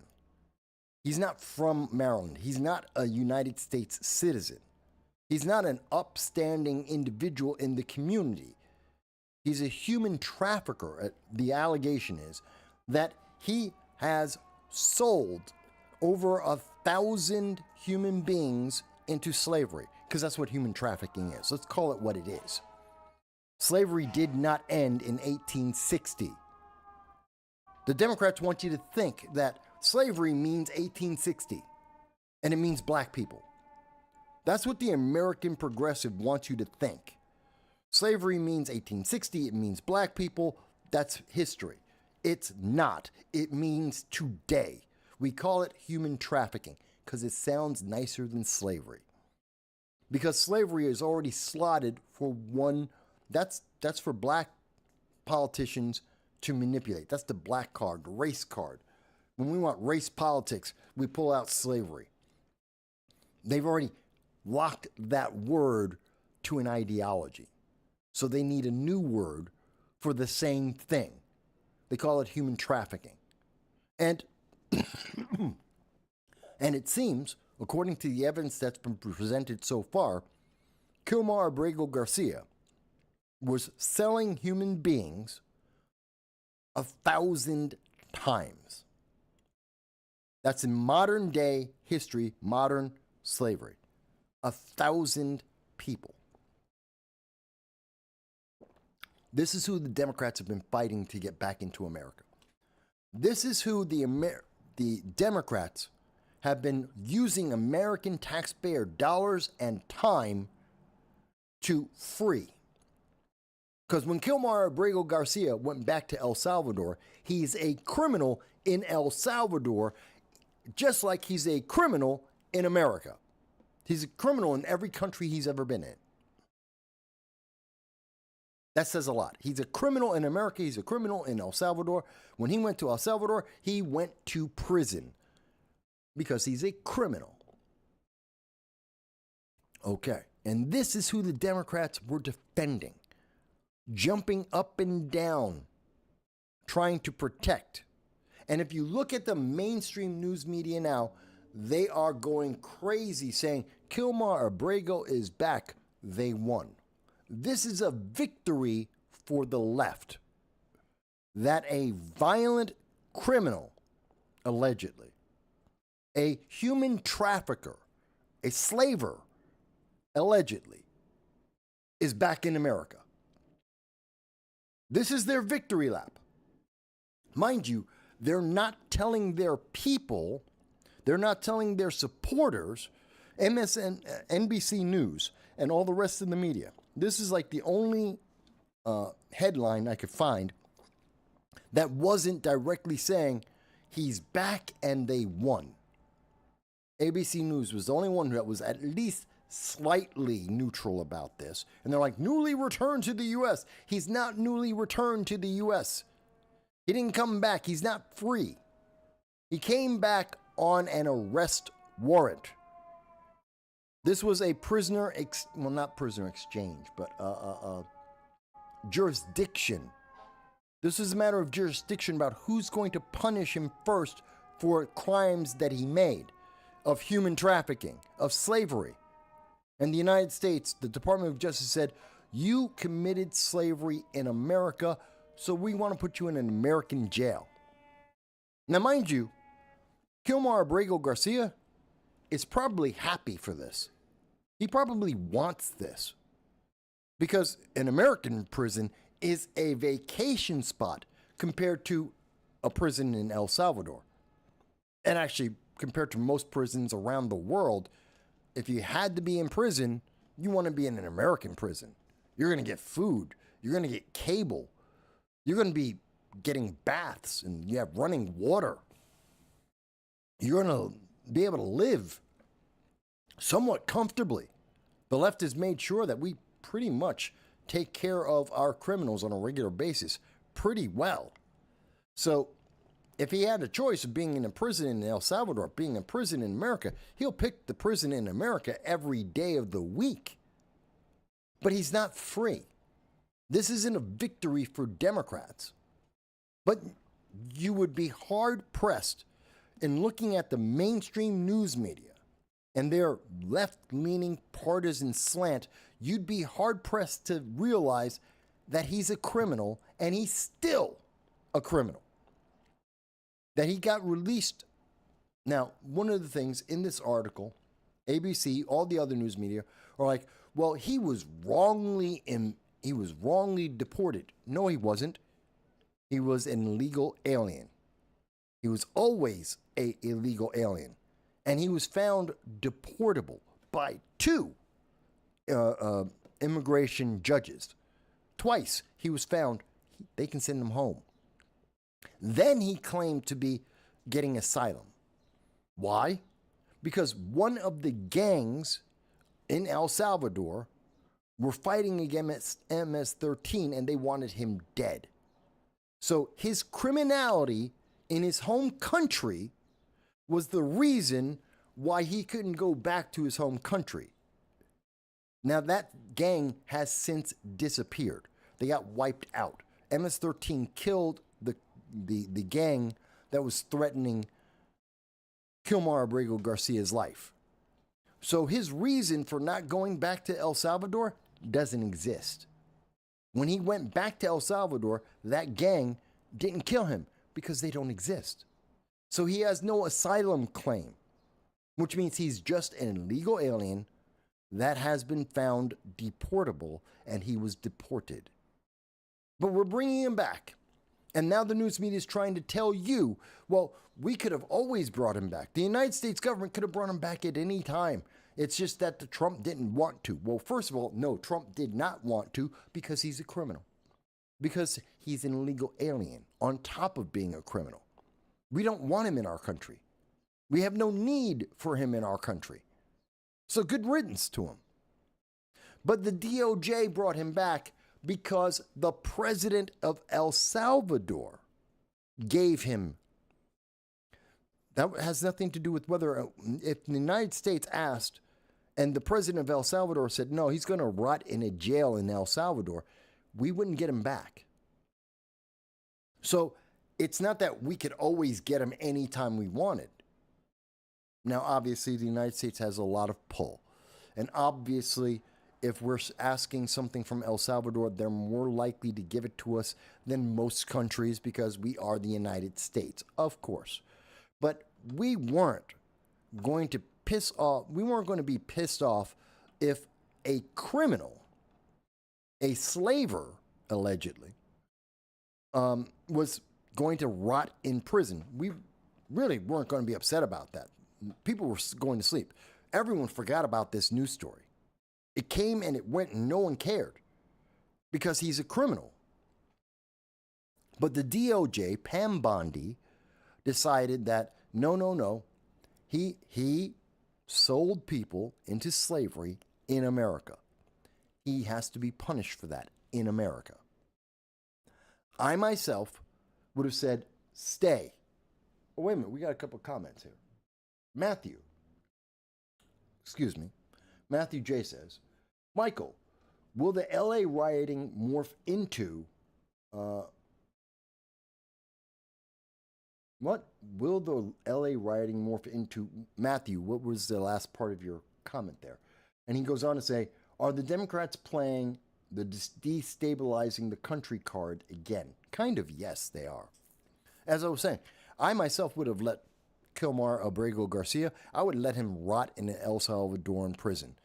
Mostly because they're worse than U.S. prisons, and because he's a criminal. And he's El Salvadoran. He's not our problem. We should not be spending American dollars on Abrego Garcia, Kilmar Abrego Garcia. We should not spend another American dollar on him, but we have. because of Pam Bondi, we now have to spend money on him. Which means that if he is found guilty, as I am sure he will, put him in jail for the rest of his life.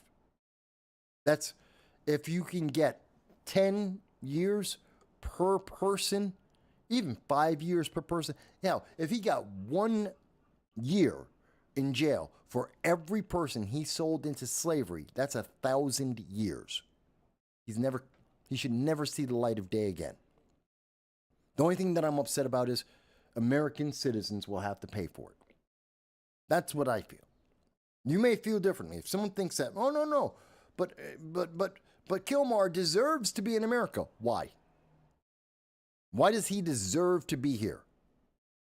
What is the reason why we need a Kilmar Abrego Garcia, a slaver, allegedly, in our country?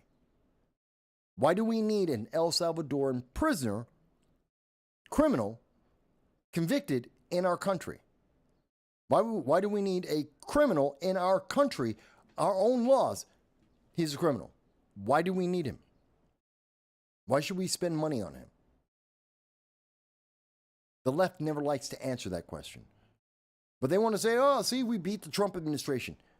And you increase the net number of criminals in America by 1. You increased the net potential harm to American citizens by 1. That's not a good trade-off. I don't think so. All right. So I was going to mention real quickly, and you can see this for yourself, Donald Trump has again banned 12 countries. That'll include Afghanistan, Burma, Chad, Republic of Congo, Equatorial Guinea, Eritrea, Haiti, Iran, Libya, Somalia, Sudan, Yemen. Banned these countries. Why? They're in the middle of conflicts and we can't trust the information we get.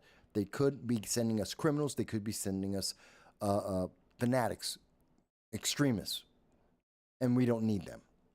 We don't need these people in our country with the potential danger that they present to the public, as well as 7 other countries that will have limited entries into America. That would include Burundi, Cuba, Laos, Sierra Leone, Togo, Turkmenistan, and Venezuela. Also countries that are very socialist and very much against us.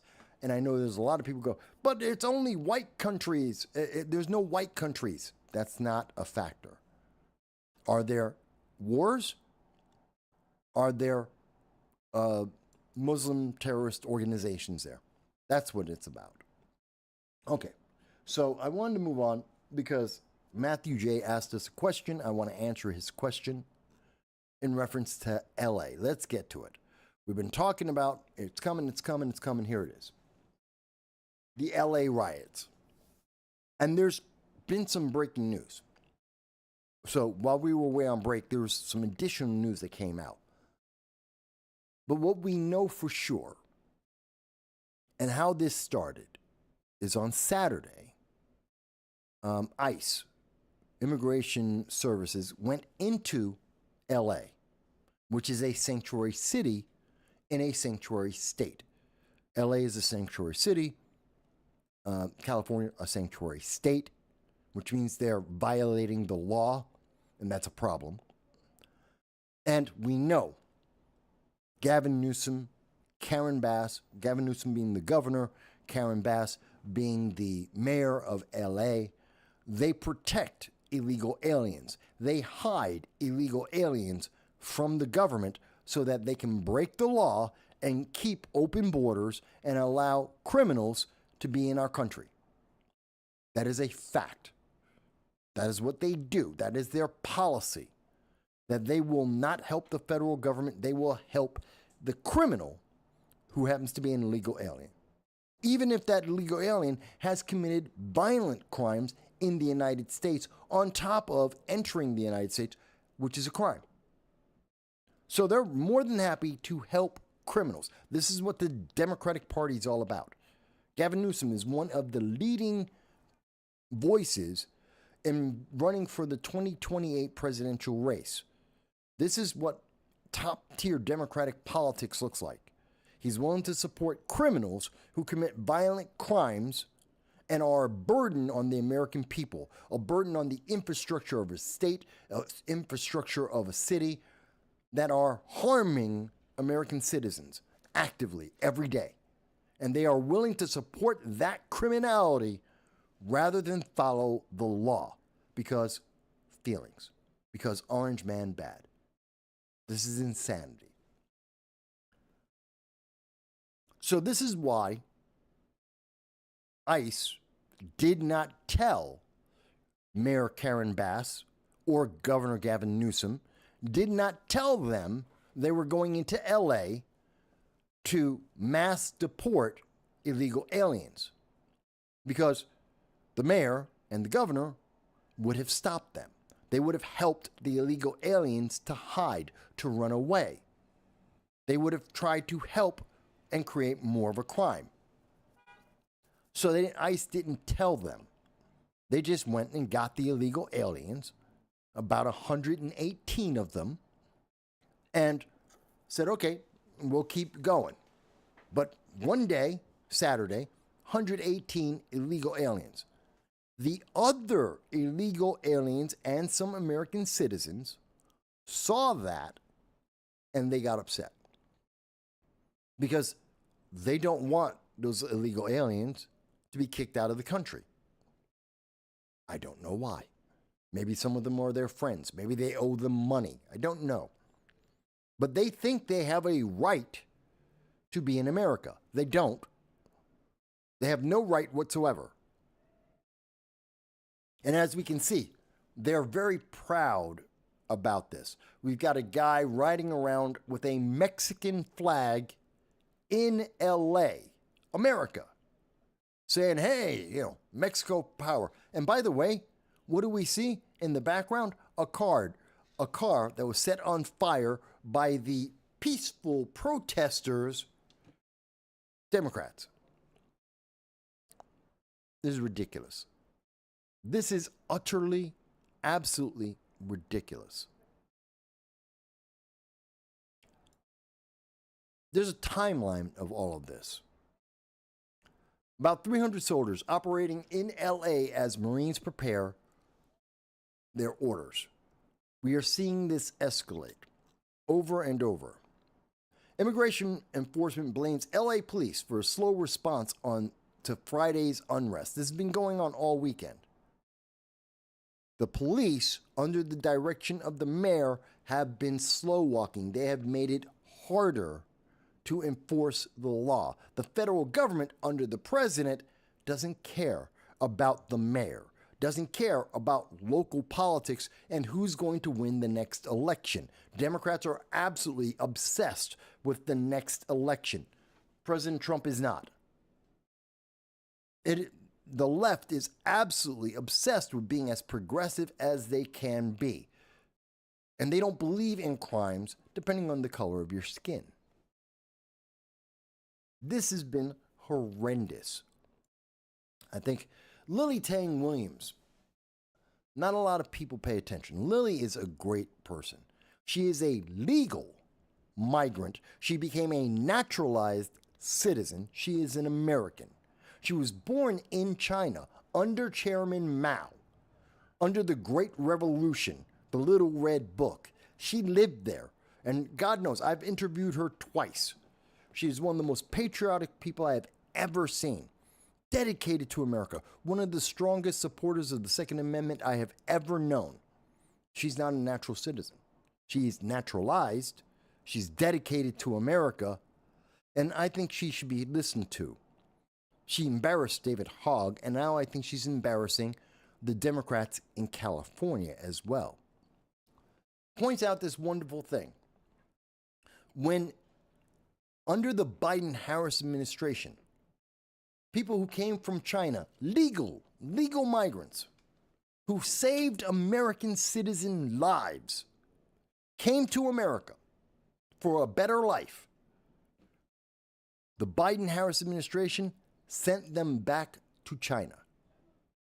These are people who were seeking asylum in America, who had saved American lives, went through the legal system, did everything right, And Joe Biden, who's afraid of China, who bows down to China because he's a progressive and socialist, the socialists, the progressives love China. He sent those people back to be punished by China. But here in America, you enforce the law. ICE is done nothing but enforced the law as it exists. That's all they've done. They didn't do anything new. This isn't a new power of the president. It's not a new power of the government. They're following the law as it exists.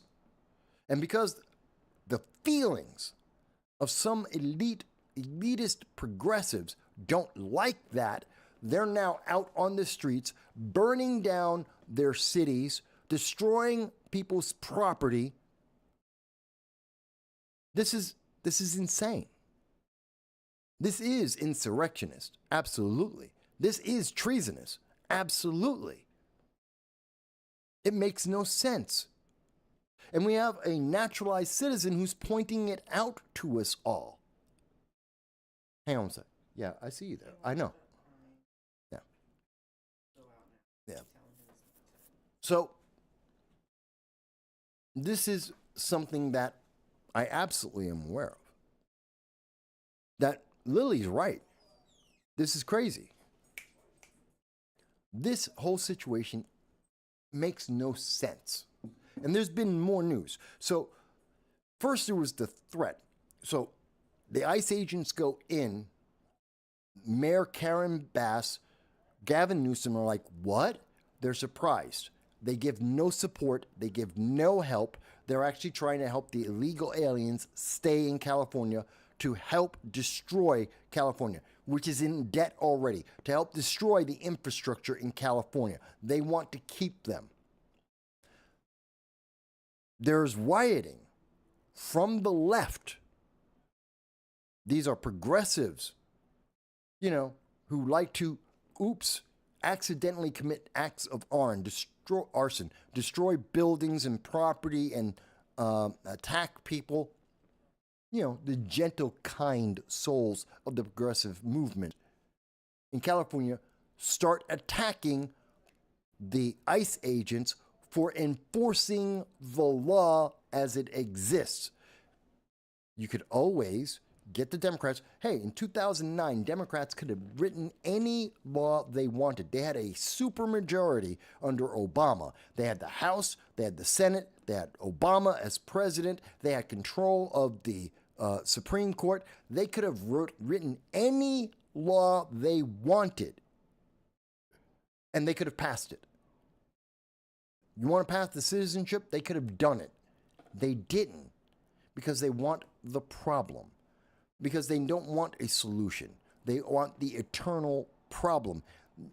Deport these. No. Why deport them when they can stay and they can commit crimes, which will give us reasons to pass laws, and we have to take care of them, which means we have to raise taxes. More people dependent on the government forever is ultimately the mindset of the Democratic Party. More people that the government gets to micromanage their lives, totally under the control of the government, that have no other choice. And Democrats get to stay in power. They get to have control of the whole thing. That's what Democrats want. They don't want a solution. They could have had the solution. They could have made the solution in 2009. They didn't care. Because they don't want a solution. They want the problem. Because the problem gives them control.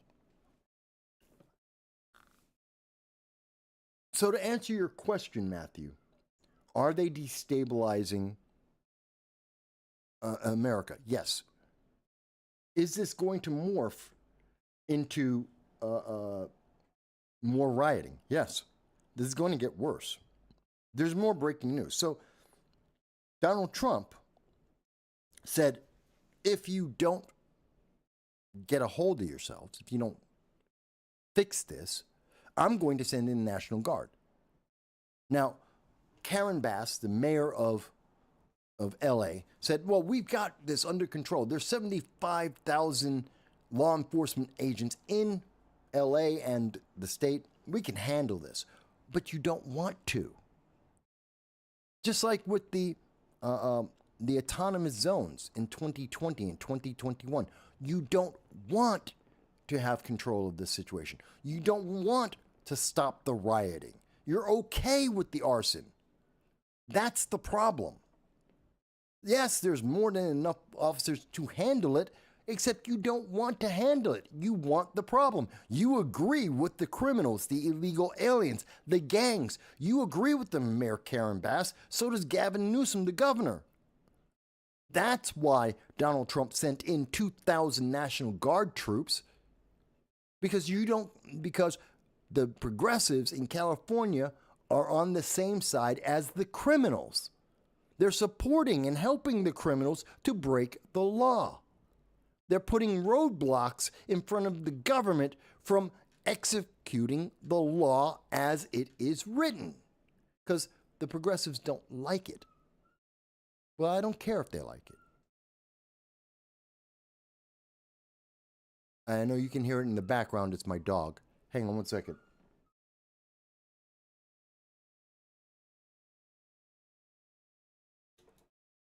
Sorry, calling my dog. So, calling my dog, he's having some kind of issue. So, Maxine Waters. This is getting crazy.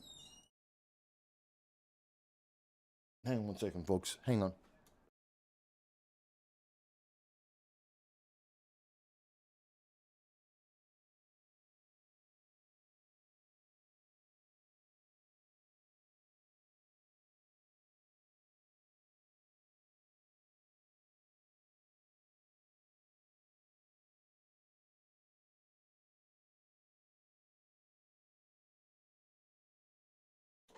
All right. So sorry. So we now have the insanity has gotten to the point that we now have people like Maxine Waters who's saying that she wants people to go out. This is breaking news.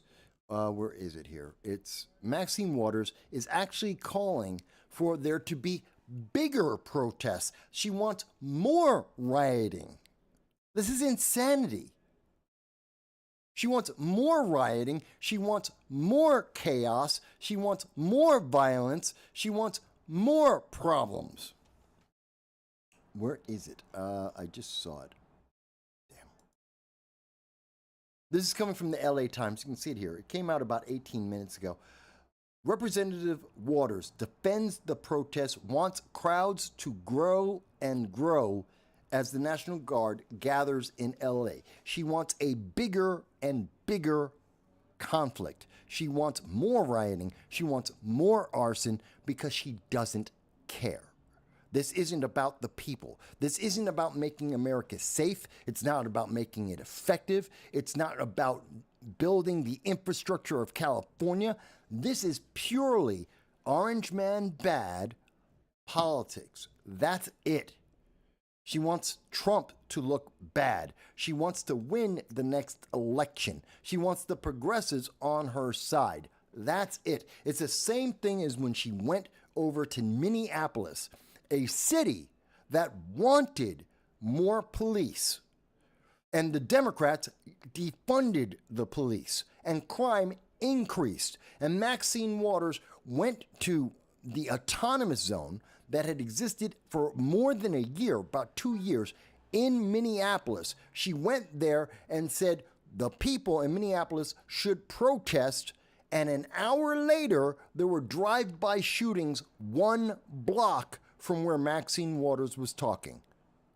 That's what she wants. Utter, absolute chaos. That's what the Democrats are looking forward to. Utter, absolute chaos. Infrastructure completely broken. The public absolutely dependent on government, absolutely dependent on Democrats for everything, for their food, their medicine, their safety, everything. That's why they want this. That's why Maxine Waters wants protests, quote unquote protests. There aren't protests. These are violent riots. She wants more riots with bigger crowds. She wants to see 2020 all over again, when people were fear-mongered and terrified of everything. They were calling for the government to do something every single day. People did nothing except what their elected officials told them to do. Their lives were destroyed. They were broken. And the Democrats were dancing for joy because they won. They knew they'd win the election. They knew that they would get the midterms. It was wonderful for them. They said something and people did it because they were terrified of the consequences. And Democrats got money, and they had corruption, and they had power. That's why Maxine Waters is saying this.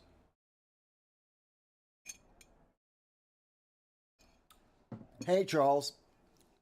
Good to see you and Donna. Thank you for joining me. So I'm talking about the LA riot and what's really behind the 2000 National Guard. This isn't about the National Guard. This is about California elected progressives destroying America, destroying the infrastructure, supporting criminality and crimes because that gets them power and money. If you're afraid of the gangs in your neighborhood, you're going to ask politicians to do something. Because that's what people always say. Do something. They don't say solve it. They don't say fix it. They say do something. And so they go out like Maxine Waters, like Gavin Newsom, like Karen Bass. They go out and they say, oh, we did something. We're going to put the illegal aliens in a hotel. By the way, you're kicked out. We're going to put them in the shelter. All those homeless veterans, yeah, kick them out. We did something. Well, you didn't make the problem better. You didn't solve the problem. We still have a bunch of illegals. And now we have homeless veterans. We've got parents, single moms on the streets. We also have infrastructure that's broken, and we're more in debt than we started off. You didn't fix anything. Oh, but you didn't ask them to fix it. You said do something. And what they did is guarantee that they get more kickbacks and they get more power. It's insane, folks. It's really, it's insane. My dog is losing his mind. I don't even know why. Yeah, it just stopped raining here in New York, so I don't know, he's going insane. All right. I think I've said, I will have links to all the different things here. There's this is the LA Times. We have information from there. The Atlantic thinks that this is part of, this is going to be Trump becoming a authoritarian, that he's going to take over America with the military. This is just how he's going to get it done. Are you kidding me? They have absolutely no concept that the progressives in California, in LA, that they created this problem and that they are continuing the problem. No, they don't see any of that. It's just, oh my God, Trump's going to become a Nazi. This is going to be like Germany in the 1930s. This is Trump. Oh my God, Trump is the problem. Trump isn't the illegal alien. Trump isn't the guy burning down your city. Trump isn't the one telling people to get a bigger crowd to burn even more of your city down. Trump isn't the guy who's taking your money out of your pocket to give to some illegal alien. That isn't his fault. Oh God, it's so stupid. But I'm going to include links to that. I'm going to have some links to, there's also Bernie Sanders, who's saying, oh, it's authoritarianism, that, actually enforcing the written law, the laws that Democrats voted for. Well, you know what? That's all right. That's just all wrong now because they have a different feeling. I'm going to include that link. I'm going to include links about all of this for you because I'm done. Normally I go about 5 hours. We've done 4 hours today. Grace says, the Atlantic, isn't Bezos tied to that? He is. He is. And his ex-wife. But I'm going to leave you the links. I want you guys to look at it for yourself. I'll be happy to do another, if people put it in the comments and say, Mike, I want you to do just a story on this. It's insane. The left is fear-mongering. You got people like Bernie Sanders saying, oh my God, this is about authoritarianism. No, it's not. It's about progressives breaking our country and supporting crime. That's what this is about. Trump's only following the law as it is. It's insane. This is insane. All right. I will have the links up in an hour. I'm going to go take care of my dog. It's Sunday. We're going to do this a little bit earlier than usual, but that's all right, folks. And I'll also probably go and check out my good friend Larry Sharp. I think he's got a show on at 7 o'clock anyway, so I'll check that out. Guys, I thank you for taking some time to be here with me. Please like, share, subscribe. Maybe go over to my Zazzle store. Check that out. Matter of fact, I'll show you that real quick. Got a bunch of mugs up there. Got a bunch of different designs up there. Go buy something there. Something that you might like. We try and make original art there. Yeah, I may do an episode on this alone. Maybe tomorrow. We'll see, Grace. Everyone, put it in the comments. If I get a couple people saying do this as a show itself, I'll do it on Monday. How's that?